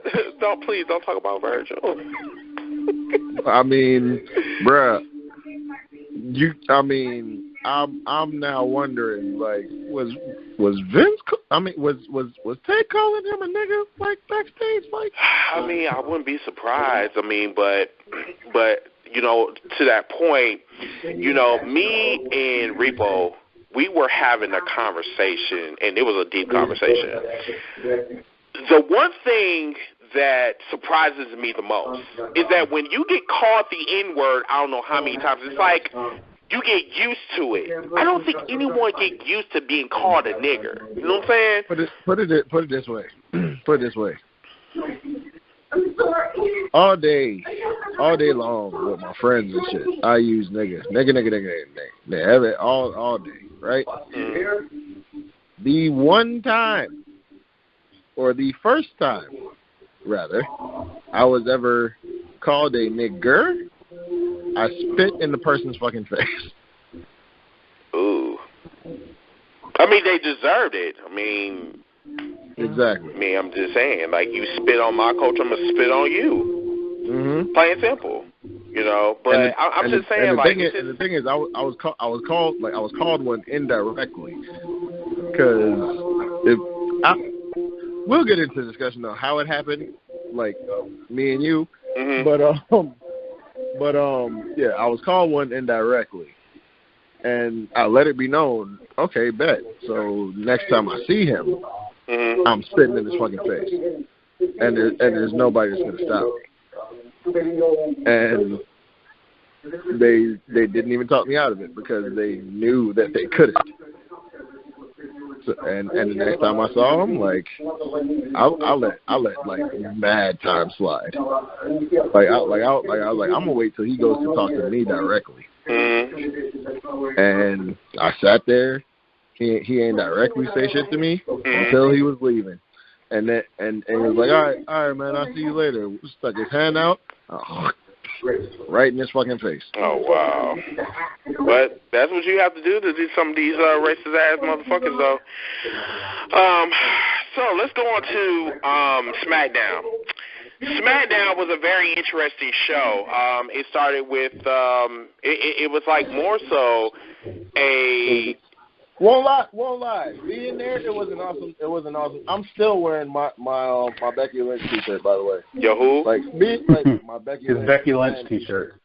Oh, your Becky Lynch t-shirt. Yeah, I think I seen you a couple times on there. I seen Jackie Moon on there, and then I seen you too, I think. Yeah. I mean, it wasn't hard to see Jackie because Jackie was like the first black dude I seen when Daniel Bryan came through the crowd. I'm just like, dude, look real familiar. The pink lips, the black tan. Yeah, I was like, yeah, that's Jackie. And then I think I seen you when it was coming down the aisle, I believe. So I gotta look at SmackDown again. So you know what's funny? Hey, real quick, I'm gonna say this. I got a new respect for Byron Saxton because I was sitting like not 10 feet away from the motherfucker. And I was just watching him, and every time he moved his mouth, I went, "Shut up, Byron!" and I'm sitting 10 feet away from you. I know you heard me. that nigga did not break. He did not break concentration. That nigga ain't break stride once. I was like, you know what? That is a poised individual. New respect. Byron is, I actually had a conversation with Byron. Byron is freaking awesome. I be like, dude, how the hell could you sit back and you saying that, you know, you keep talking about your Gators. I said, dude, your Gators are trash. He just laughed at me I was like, dude, here is the champion right here, Golden State. He said, how dare you wear that? He said, how the hell can you wear that hat and you live in Milwaukee? I said, it doesn't matter where I'm at. I said, Milwaukee, Golden State, it doesn't matter. They still better than your Gators. That's the thing. You know what I'm saying? I was shady the motherfucker that night when I was talking to him. But anyway, SmackDown. Let's talk about SmackDown a little bit. So, I really want y'all opinions about this. Do you think that the women's division is, like, outshining the WWE Championship? By far, yes. So let's talk about this. So there was a triple threat match: Becky Lynch, Carmella, and Charlotte Flair. I'm not going to even lie, that was one of the best matches of the night. And Carmella brought her A game, but Carmella's always being overlooked. Like, you know, she reminds me of like a Chris Jericho type of overlook. Like, we know that you're good, but it's like because you've been displayed as trash, we're not going to give you your props. She did really, really well in that triple threat match. Unfortunately, this is going to probably be the last time we see her in a main event. True. Fellas? Could be. So, let me see. That match was very technical. It was fast-paced. As everybody know, Becky Lynch did win that match, and she would be facing Asuka for the WWE Women's Championship at the Royal Rumble. Them two also had a face-off. Wasn't nothing special, you know. Asuka came out and she was, and all that. And you know, Becky like looking at her, it's like, you know, I'm ready for Chinese food, basically. Not being racist or anything, but that's basically what, you know, Becky was saying. I don't know. Anyway, I will say this as far as the women and outshining the men and whatnot.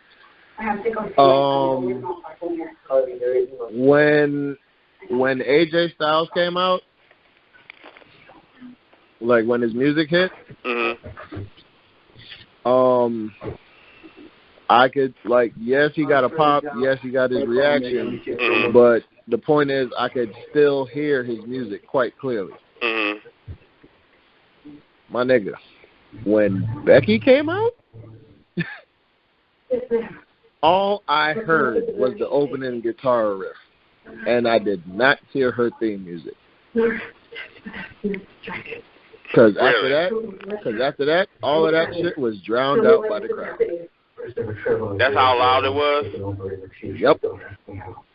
I'm not surprised, like, you know, and congratulations to Becky for being. And the thing is, for me, that's big because the only other time I have ever heard that personally was at a house show during the Attitude Era at Madison Square Garden when The Rock came out. Oh, well, shit. I mean, man, I would love to be at I think it was at the I think it was Arrowhead. Arrowhead Pond, I believe. It was. I think it was at I think it was in California. I think. And when The Rock came out, you know, for his second return or whatever, I bet that was that loud. I mean, it erupted because I know I did because I was screaming to the top of my lungs. Like, we were trying to figure out, like, who's going to be the guest host for WrestleMania 28, which is not 28, 27, which was actually the worst WrestleMania of all time, by the way. Yeah, how it just erupted. I really wanted to be there to see that shit. You know what I'm saying? But I stay in Milwaukee, Wisconsin. So, but anyway, I digress. Another match that I wanted to talk about there, more so a confrontation. Daniel Bryan has really been impressing me. Oh my God! Yeah, Daniel Bryan has been stepping up though. Daniel Bryan has been good. Let's hear. Dude, this heel turn is giving me so much life. Being there live, I was like, I am loving all of this. I hate you. You know that, right? like as soon as the shit came on, and I saw he was in the concession stand, I said, "Yo, we was right there in that spot 5 minutes ago." Wow, and that's and you know what? You kind of wish that you didn't really have a ticket because you could have been in the concession stand and met Daniel Bryan throwing a drink at you, and saying that you are responsible for, you know, dirtying your body with straws, and then and then plus eating chicken tenders and killing the animals. Exactly. Fucking awesome. Justice for Daisy, by the way. But yeah, this Daniel Bryan, like this whole gimmick is, you know, I think me and Matt, we were discussing this a couple of weeks ago. Daniel Bryan's reminded me of a deeper, darker, vicious version of Mankind. Like the way he speaks, it's like I didn't think that this was going to work, you know, before. I'm going to put it like this. In my opinion, you can liken Daniel Bryan now to Straight Edge Society CM Punk. Yes. That's the first thing that reminded me of when I saw that. That's the first thing that comes across my mind. I felt like, damn, that reminds me so much of CM Punk because when CM Punk did Straight Edge Society, he was talking about, I don't do no drugs, I don't smoke, I don't drink, I'm much better than you. You look at Dan Bryan, you're talking about all this sugar in the soda, all this junk food putting in your body is not good for you. It worked 10 times better because with Daniel Bryan, he uses real life, a persona, and bring it to WWE and turn it to an upper notch. CM Punk, well, he been held down about this man. But with this situation with Daniel Bryan, it works so well. And right now the fans giving that real old school heat. And not one single person cheered, didn't even chant yes or anything. They really sick of him. They really boo him, and that really fueled Daniel Bryan. And I would love to see Daniel Bryan continue doing the storyline, not only for WWE, but through social media. If you push that through social media and talk about everything else, it will add more fuel. Just talk about today's social media, talk about everything else, it will make him much better as a heel. I agree. Some other, let me see. There's some other, R-Truth.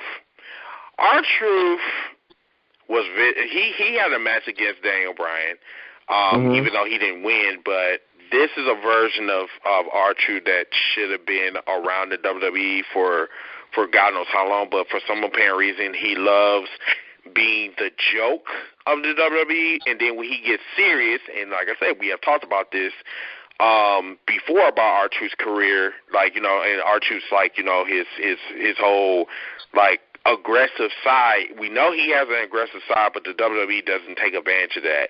They want him to be the joke of the WWE, and then when he gets serious, we don't really take him serious because it was like, he just probably came from the asylum or whatever, the insane asylum. He probably coming back having like one of them moments, and then that's it. Then when he is back to regular program already in progress, back to being a coon again. Excuse me, I shouldn't have said that word. I'm sorry, coon with the K. But yeah, he did have a good match with Daniel Bryan. I'm gonna say this about R-Truth and that match with Daniel Bryan. Again, being there live, like I was like, if this is what they gonna start doing with R-Truth, yes, I am for it, because nigga, like, understand, I am watching a Daniel Bryan versus R-Truth match. And I am seeing R-Truth get a near fall on Daniel Bryan and almost believing that R-Truth is about to win. Okay? I popped for just about every near fall. And I'm like, yo, what am I doing? I'm like, it's R-effing truth.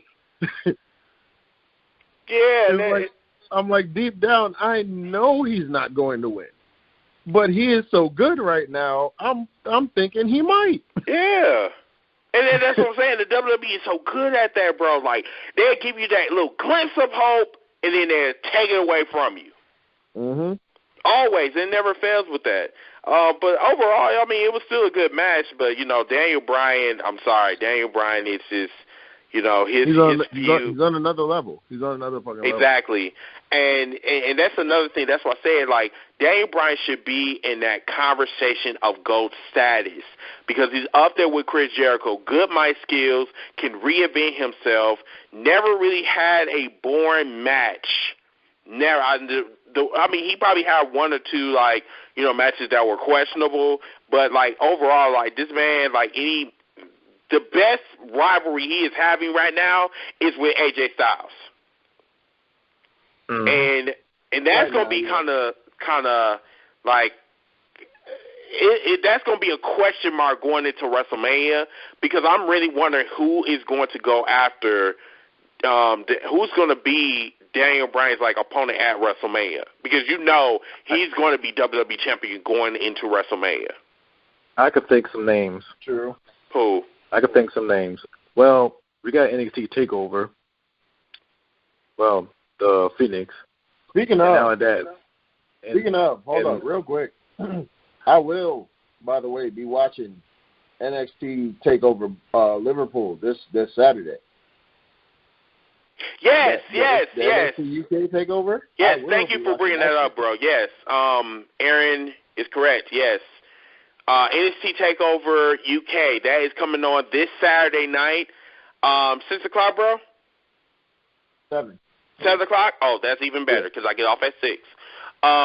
Wait, is that Central Time or? That's a UK time. Well, my time is like 2 p.m. Eastern. So yeah, for me Eastern, it's I think they said 7 Eastern. 7 Eastern? Oh shit. Okay. I'm pretty sure they said 7 Eastern. Okay, so yeah, that'd be 6 o'clock my time. That's 7. That's UK time. Eastern is the 2 o'clock p.m. That's American time. Oh fuck me! Oh my god, damn. Shit. Right. So that means I'm gonna have to watch it when I get back home, and I think that's a 3-hour event, right? I'm pretty sure. Okay, all right. So yeah, that's a 3-hour event. So yeah, check your local listings. Yeah, so don't miss it because anytime like NXT TakeOver like is on, you're in for a treat. Trust me when I tell you that. What else we'll talk about? We'll talk about Daniel Bryan. The Royal Rumble. I can think of some names depending on the NXT Takeover. Now, if NXT Takeover, whatever happened, if they save all the bullets for the NXT Takeover at WrestleMania, just to keep the names in during the G1 Supercard, then that's on them. But I can think of one person from NXT stand out the most, and maybe the opposite side for Daniel Bryan, Aleister Black. He might be some surprise appearance for the Royal Rumble and win it, because nobody in history that an NXT guy win the Royal Rumble, and that'd be something to talk about. The other name, Finn Balor. Finn Balor was Daniel Bryan for the WWE Championship. Oh yeah. Yeah, I forgot. Oh, dog, you giving me some life right now. Yeah, because I think Finn Balor is supposed to be going to SmackDown, I believe. That's what I'm hearing. Yeah, I heard about that. So there's and plus he's supposed to be getting a monster push as well. So there's a possibility he might be going. Shit, he might win the Royal Rumble. And the third, I can think at least either Samoa Joe, unless he turned babyface, or Samoa Joe, he's done. Like that, no, because right now he's in the feud with Jeff Hardy, and I don't know how long that's gonna do. Like Samoa Joe is, I love Samoa, I love Joe. Joe is just not being utilized correctly, which I kind of at all. I knew he was going to be not trash.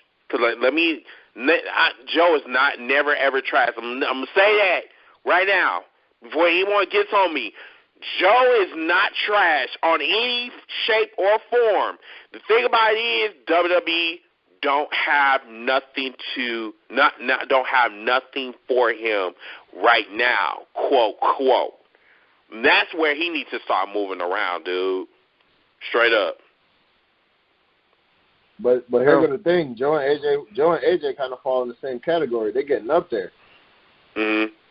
That's true. They're getting up there. Oh, damn! I know something. They might not want to be doing all that moving around. I mean, because they're like in their 40s, right? AJ definitely, but I think Joe is almost there. Yeah, so that's what I said. Like, I mean, I get that Joe is like the supporting cast, but before his career is over, at least, that I want him to be WWE champion. I mean, the WWE, like, they owe it to Joe's fans. Because, like, Joe been in there for a minute and still have not had a feud that's worthy of saying, oh, my God, like, that's freaking awesome. Like, his feud's been just lackluster, bro. And, like, Joe got so much talent that you can't be utilizing him like that. If that's the case, then you need to let him go. I think we're going to see that at WrestleMania. I thought by when I mentioned about Samoa Joe and AJ Styles, I think we're going to see a triple threat match at WrestleMania. Daniel Bryan, AJ Styles, Samoa Joe. And it's going to be like some Ring of Honor flashback type of shit. Because they're going to save that bullet. Because you know they're up against the G1 Supercard. So I say, you know what? You might as well throw your best shot and give the fans what they want. Give Samoa Joe that title win at WrestleMania. Give them people what they want. Give people something to talk about. Because Vince McMahon said, we are the authority, and we're going to use our voice. So if we use our voice, he got to back it up. If not, he been bullshit. It ain't the first time we use our voice when Daniel Bryan got fucked over through the whole damn entire time from the Royal Rumble to now. And we did boo the shit at Royal Rumble.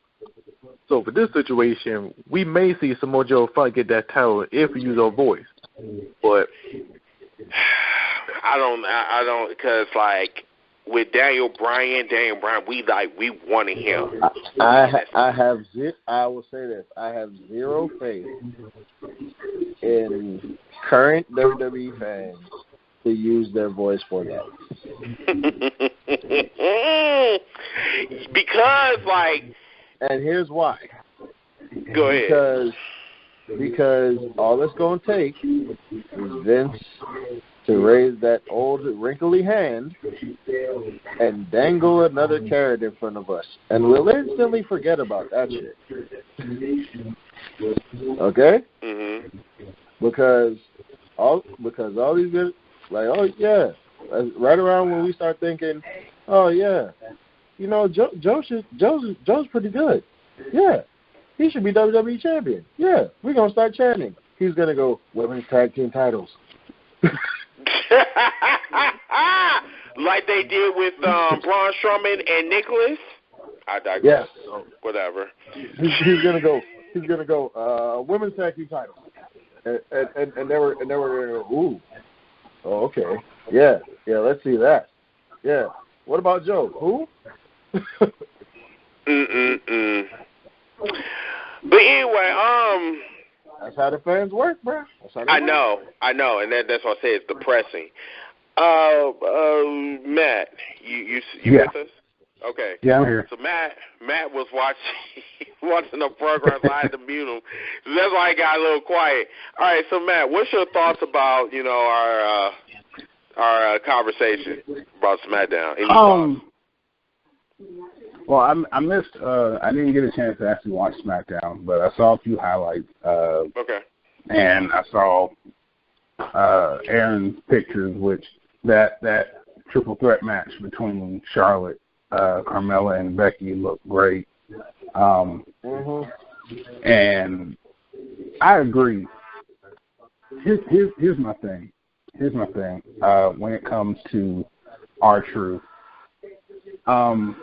I have felt like he's been underutilized for years. Mm-hmm.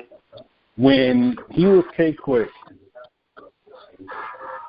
when he was first in WWE, and then when he got released, went to the just starting TNA, and they gave that man a microphone and basically just said, "Just be you."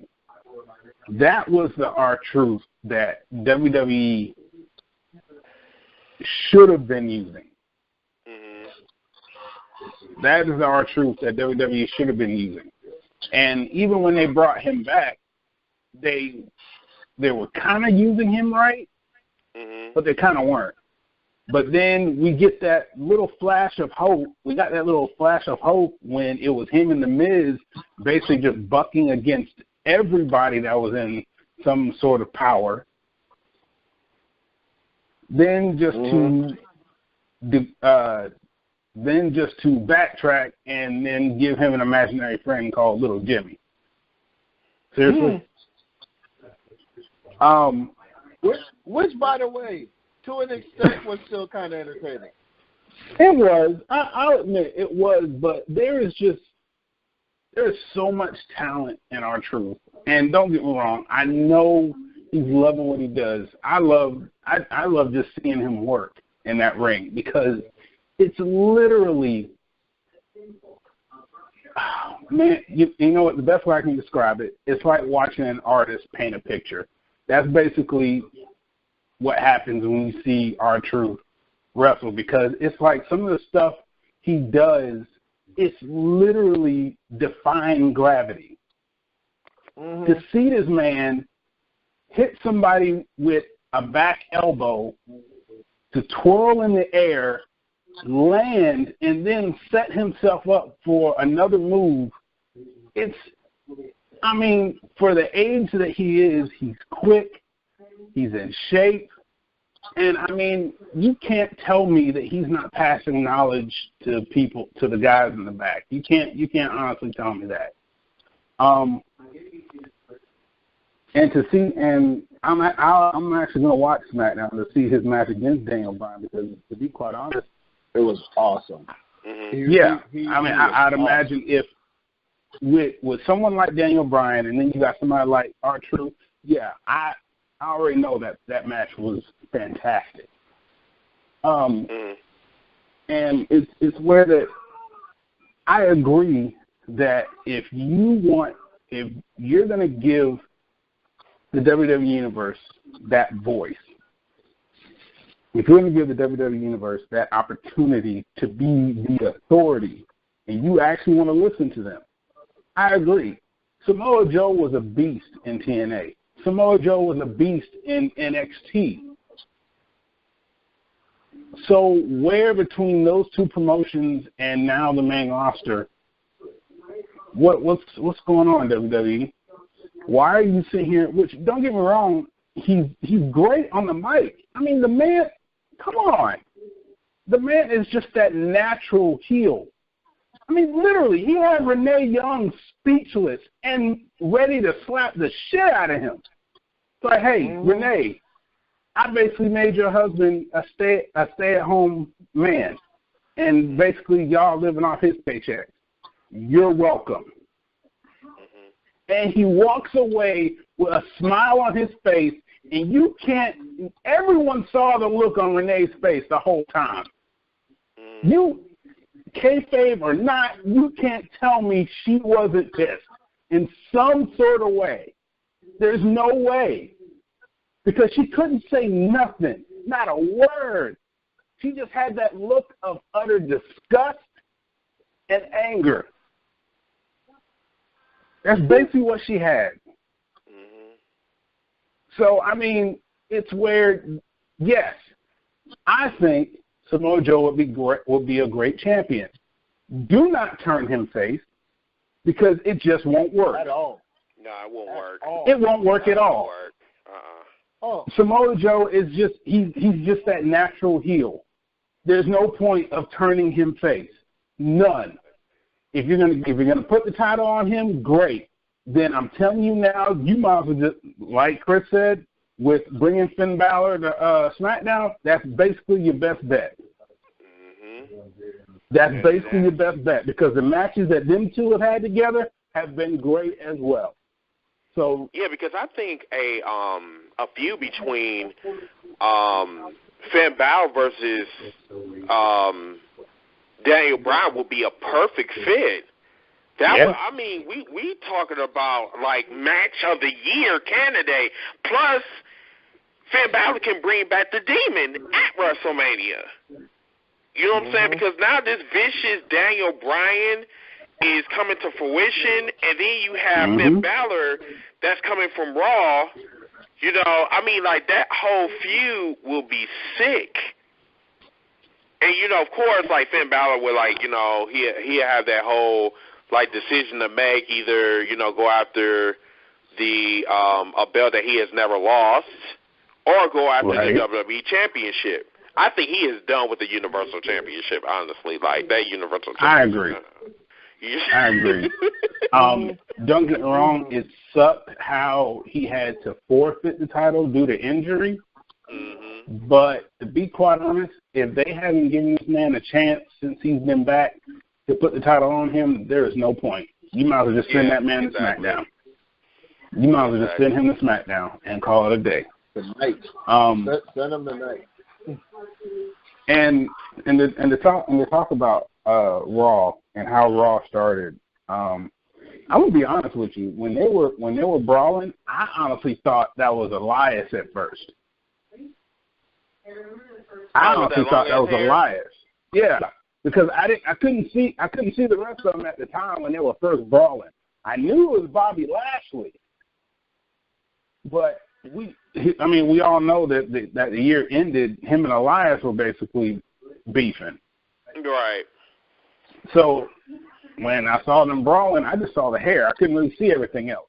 It wasn't until they actually split them apart and you caught that glimpse of Seth's shirt, and I was like, oh, okay, that's Seth Rollins. And you know, and I agree, that brawl was awesome. And Can I say one thing about that brawl real quick? Yeah, go ahead. As a huge NXT fan, especially since like going to the shows and shit out here, one thing I saw during the brawl that worried the shit out of me was I'm watching the people trying to break up the brawl, and I see Montez Ford from the Street Profits. And I immediately start thinking, no. No, God, no. Please, God, no, don't take the Street Profits from me, no. Wait, who are they actually, Aaron? They're a team that's on NXT, aren't they? Oh, yeah. Okay. And matter of fact, they're current Evo Tag Team Champion now. Shook. I was fucking shook, okay? I'm sitting here, I'm like, no. My girl was sitting there, no, hell no. No, my girl got mad, okay? She was sitting there, no, hell no. Fuck no, absolutely not. For what? Bring him up for what? I'm like, babe, calm down. She was like Tracy Morgan in Cop Out. No, exactly. No, hell no. I was like, babe, I'm just as mad as you and scared as you right now. But please calm down. You are not helping. But you know what? Okay. But you know what? She's got a point because you gotta think about it. And you know what? I saw a title of a video on YouTube, and I meant to watch it, but I never got around to it. Mm-hmm. And it was basically titled, "Did WWE call up the wrong people from NXT?" Indeed. My thing is this. Here's an idea. How about you just stop calling people up from NXT and just let them get to the main roster on their own time? Given I know that goes against the grain. I know that throws a monkey wrench into the machine that is WWE. And I know Vince would never, ever let a wrestler dictate their own destiny to a degree when it comes to the WWE. But to be quite honest, I'm like Chris. I'm like Aaron. I'm tired of seeing NXT superstars that have great gimmicks, great pushes, great storylines, great fan followings on NXT, only to go to the main roster and it fizzle out. And die. Exactly. And absolutely die. Here's my thing, and to be quite honest, everybody knows I haven't really watched a lot of NXT. I'll be straight up with you. I've seen a lot of the takeovers, and I've never been disappointed in a takeover. None of us have. None of us have ever been disappointed in an NXT takeover pay-per-view. Oh. When they were doing some of the flashbacks of some of the divas that were on NXT, and then when they got called to the main roster, one that I was like utterly shocked and like just couldn't believe the night and day comparison. Which that's what really makes me go back and actually watch some of the stuff on NXT.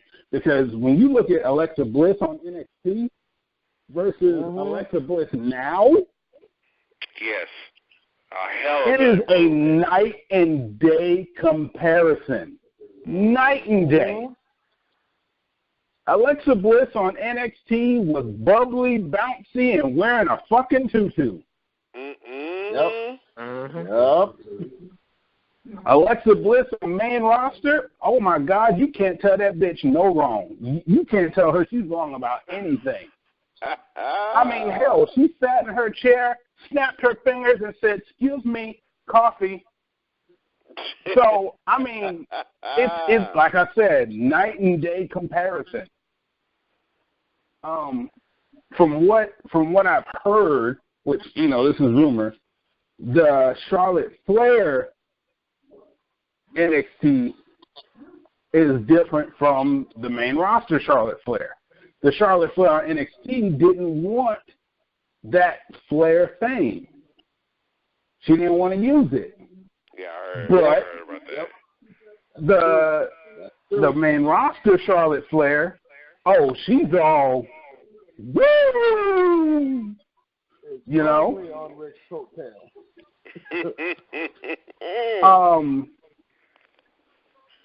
Another one.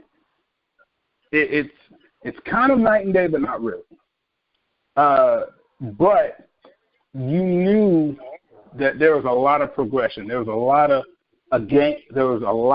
of ground crossed and gained when it came to Nia Jax NXT versus main roster Nia Jax. NXT Nia Jax, a lot of work. Her matches were no longer than 7-8 minutes at most. Yep. Now her longest match was on Bayley at NXT London. Yeah. Oh wow. But now, don't get me wrong, she may be, kind of hurting people to a degree, but she can go the distance. Now Sasha Banks, that's another one. Not by much, but not by much. Not by a lot. Not by a lot. You want to clarify that one? Yeah, not by much.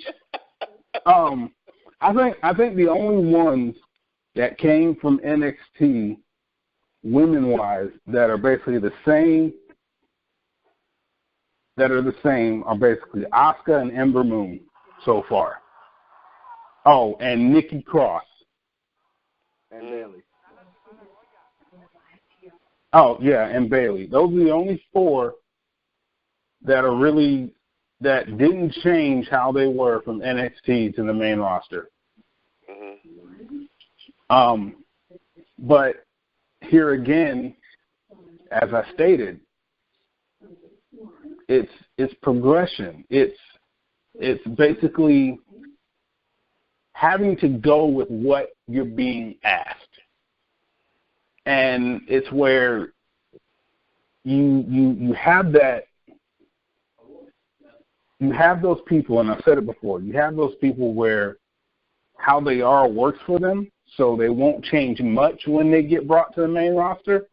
But then you have those other people where they're kind of like, you know what, we're going to go a completely different route.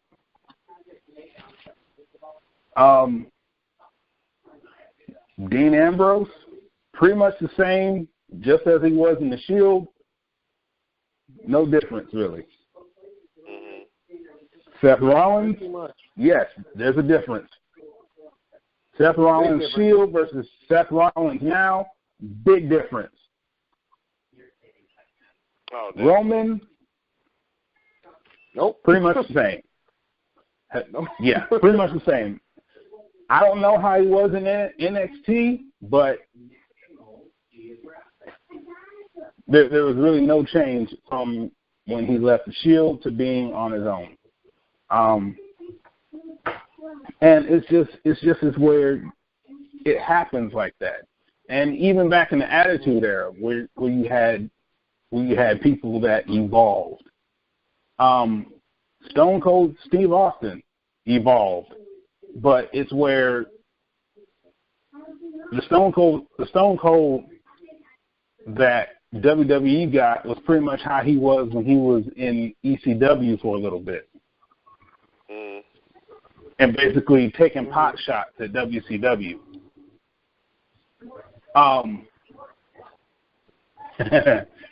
The Rock, or excuse me, when he first debuted, Rocky Maivia.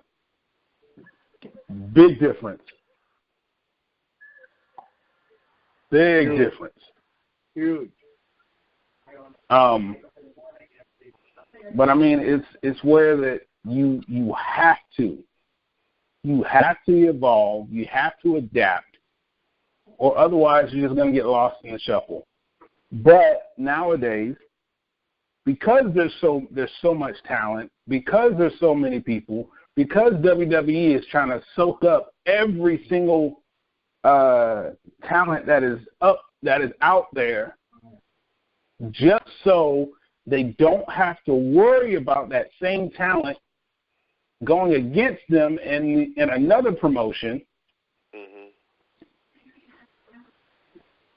We have the catering suite. Hell, it's getting to a point where you might as well just start calling it the catering floor. But you want to come on TV and be like, we're going to do better. You're going to come on TV and be like, the WWE universe is the authority now. You want to come on TV and be like, we're finally going to start listening, which to a degree you are. You are pushing people that you weren't pushing before. Exactly. But at the same time, you took somebody off SmackDown Live television that was doing a magnificent job at SmackDown Live GM. Exactly. And so as much as you want to sit here and tell us that she wasn't going anywhere, where the fuck is she now? At the catering table, where she don't need to be.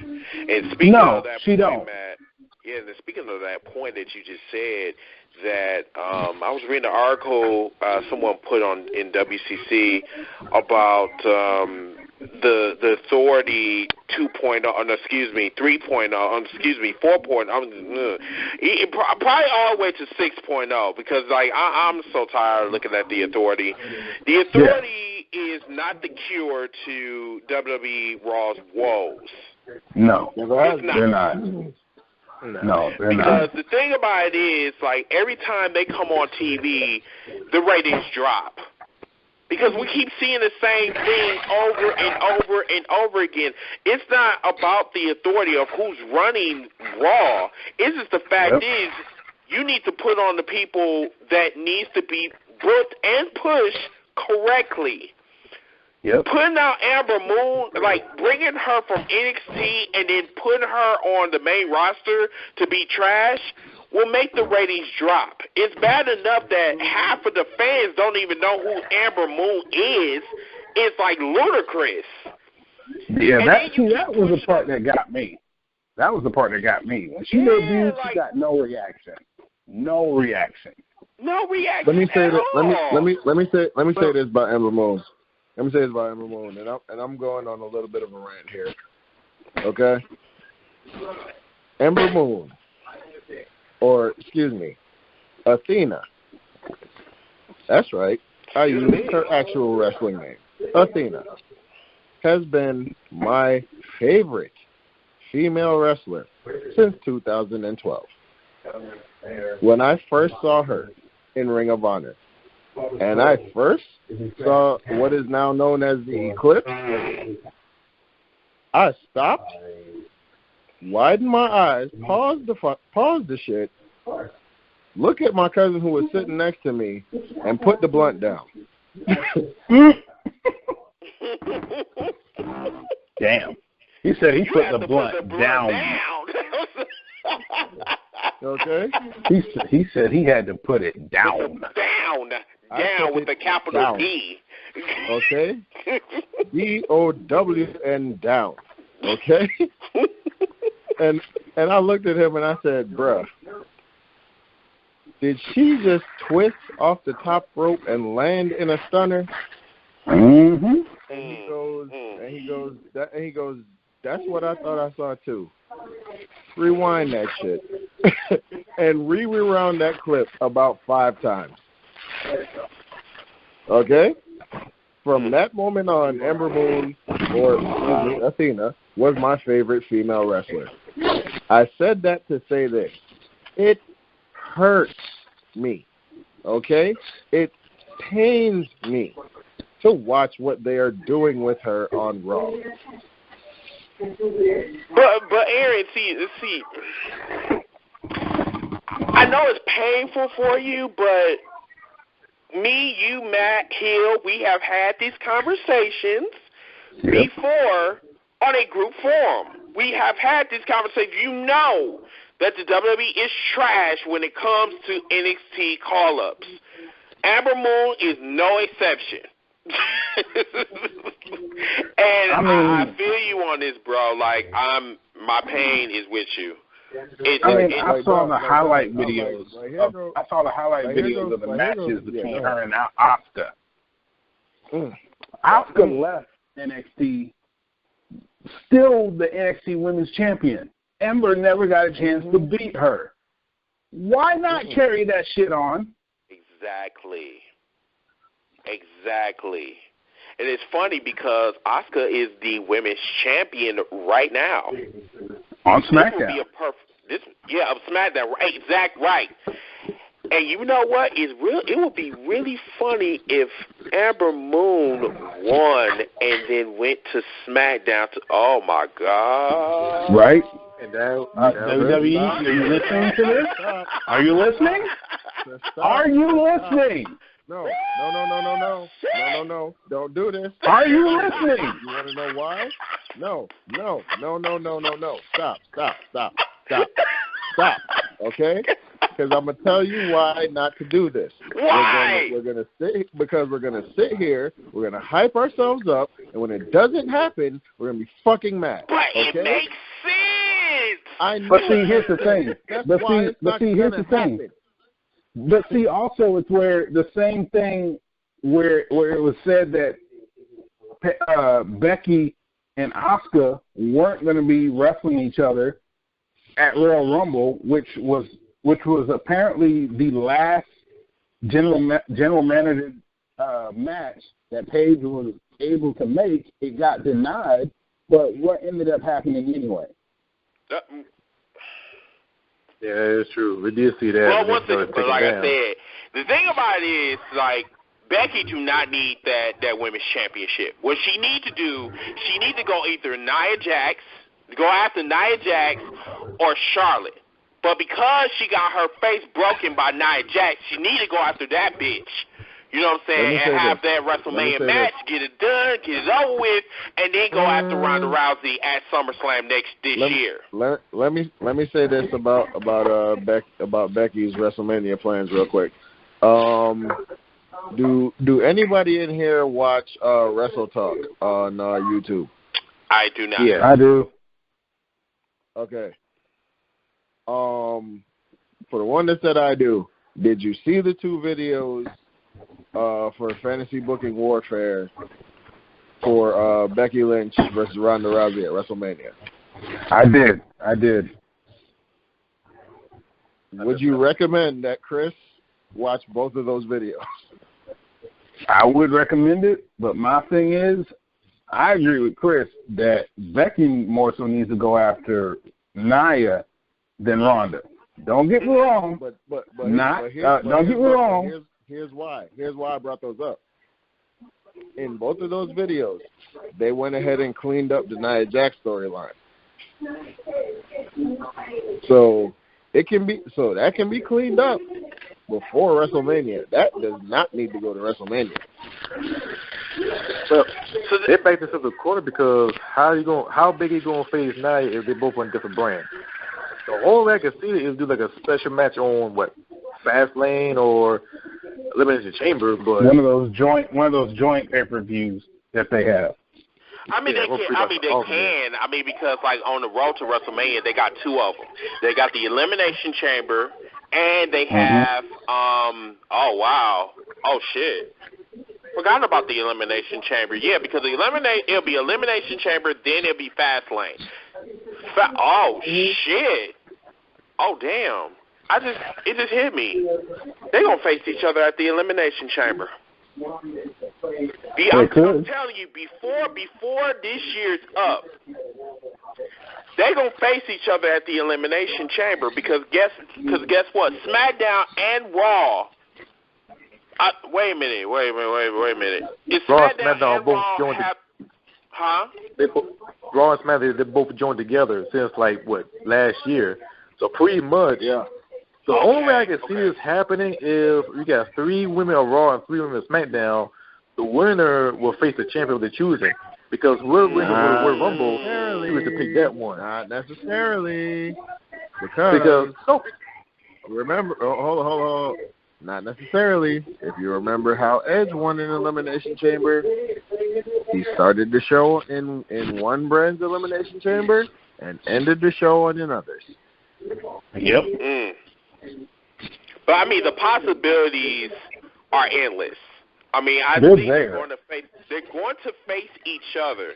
But like Aaron said, I don't think it's going to be at WrestleMania either. I don't think so because they need a big match, and I mean, you can't get no bigger than Ronda versus Becky, because Becky right now is the hottest thing right now. I mean, she just got nominated for no, matter of fact, no, she didn't get nominated. As a matter of fact, she got the award. Yeah, she got the award of the Man of the Year award for let me see. I think it was what article was that? Yeah, for Pro Wrestling Illustrated. Yeah, she got the Man of the Year award. So right now she got a lot of momentum. But the thing about it is, like, who would you have her face at WrestleMania? Would it be Ronda or we already exited out Nia. So I mean, would that make sense or what? It doesn't need to be Charlotte. Her and Charlotte are overdone. I'd say Ronda. It's overdone. I mean, come on. It's gonna be Ronda versus Becky Lynch, and this whole thing I can see it.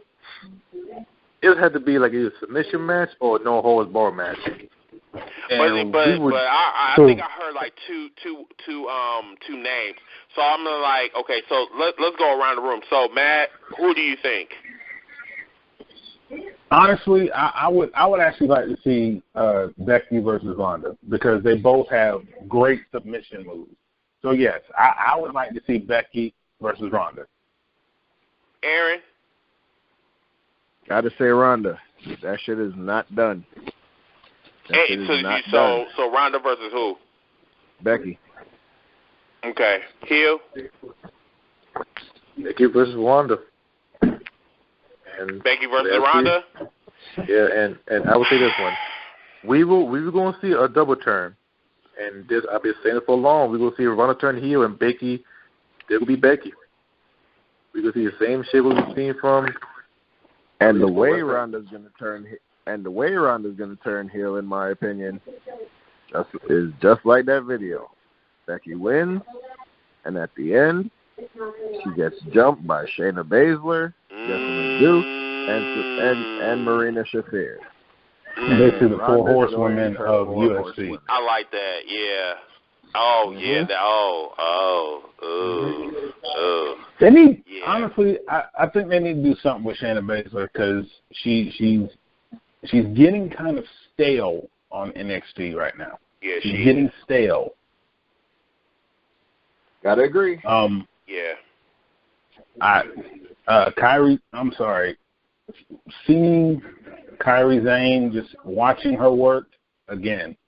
Awesome wrestler. She's had some great matches. It's just, I think she has surpassed Baszler, and I think she should have remained the NXT Women's Champion. Mhm. Yeah, I agree too. I think the reason why Baszler got that Women's Championship, I think it's because of based on who she know. I think that's what that is. While we're on the subject of NXT women, real quick, I am officially a Mia Yim groupie. Like I mean, the way I am whenever she comes out is just groupie-ish. I'm the biggest fan of Mia Yim. She is so slept on, and trust me, y'all when she finally get her shine, y'all gonna see something special. She the one from the Mae Young Classic, right? Yep. Yeah. She the other Chinese chick? Yep. She's black. She's black and Asian. The one that's baddest. Oh, she's black and Asian. Oh, okay. Hey, can you send me a picture of her? Absolutely. Okay. Shit, she used to wrestle for Impact Wrestling. I send you. I know exactly what picture to send you. Yes, please, because I need my memory refreshed. So that would be freaking awesome. But gentlemen, that's the end of our show. This has been an awesome ass podcast. But see, fans, this is what we do on Thursdays, and this is what we did on Facebook Live as well. So I'm gonna let y'all know this. This is only part one, and part one was freaking fucking awesome. But part two, we're going to transfer this to Facebook Live where you can actually see my reactions. Because some stuff that we're going to the stuff that we talk about tonight, we're talking on Facebook Live as well. So if you're not following us on Facebook, you need to follow us on Facebook because I'm serious. Sunday is going to be hot. It's going to be basically another Sunday night heat, but even better.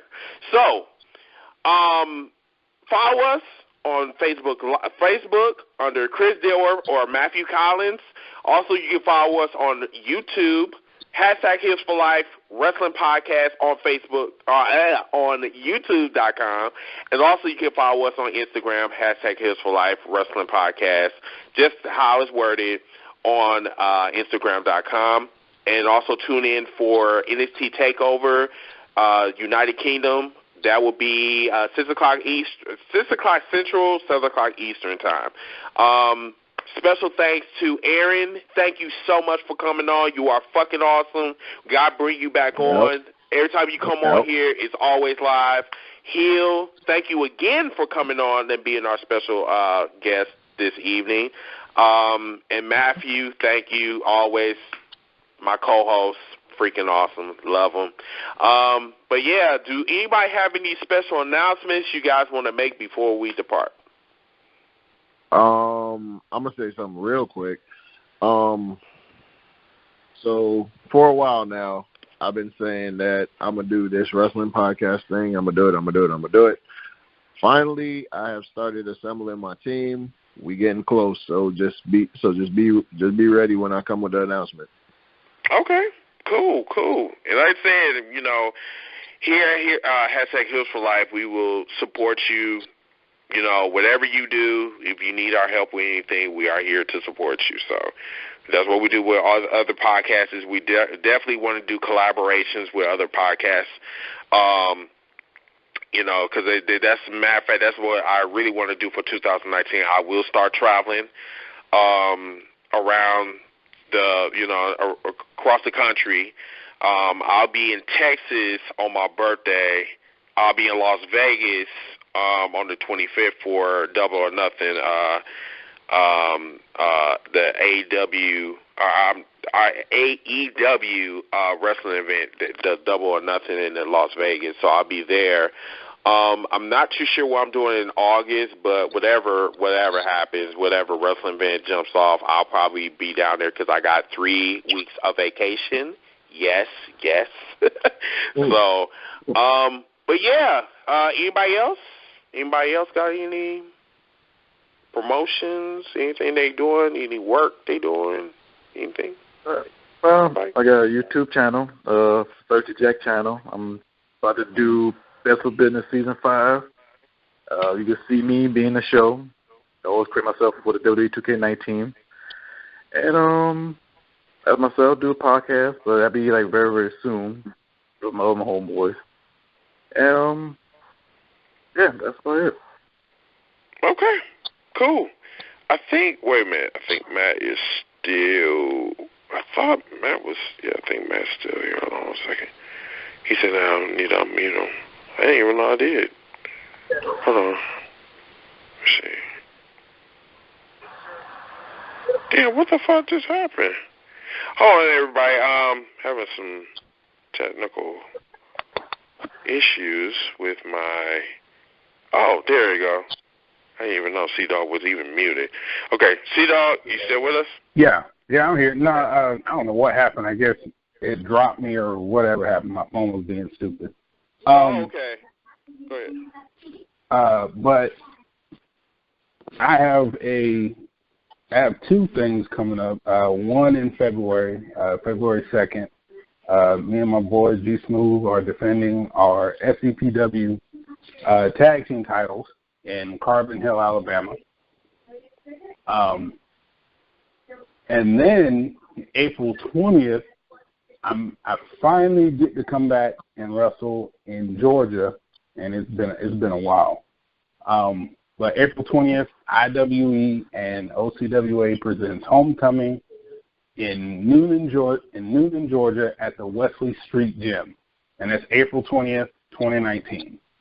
So I'm very excited about both shows, but I'm definitely really excited about coming back to Georgia to wrestle because as much as I love wrestling in Alabama, total drive time is 6 hours because it's 3 hours going and 3 hours coming back.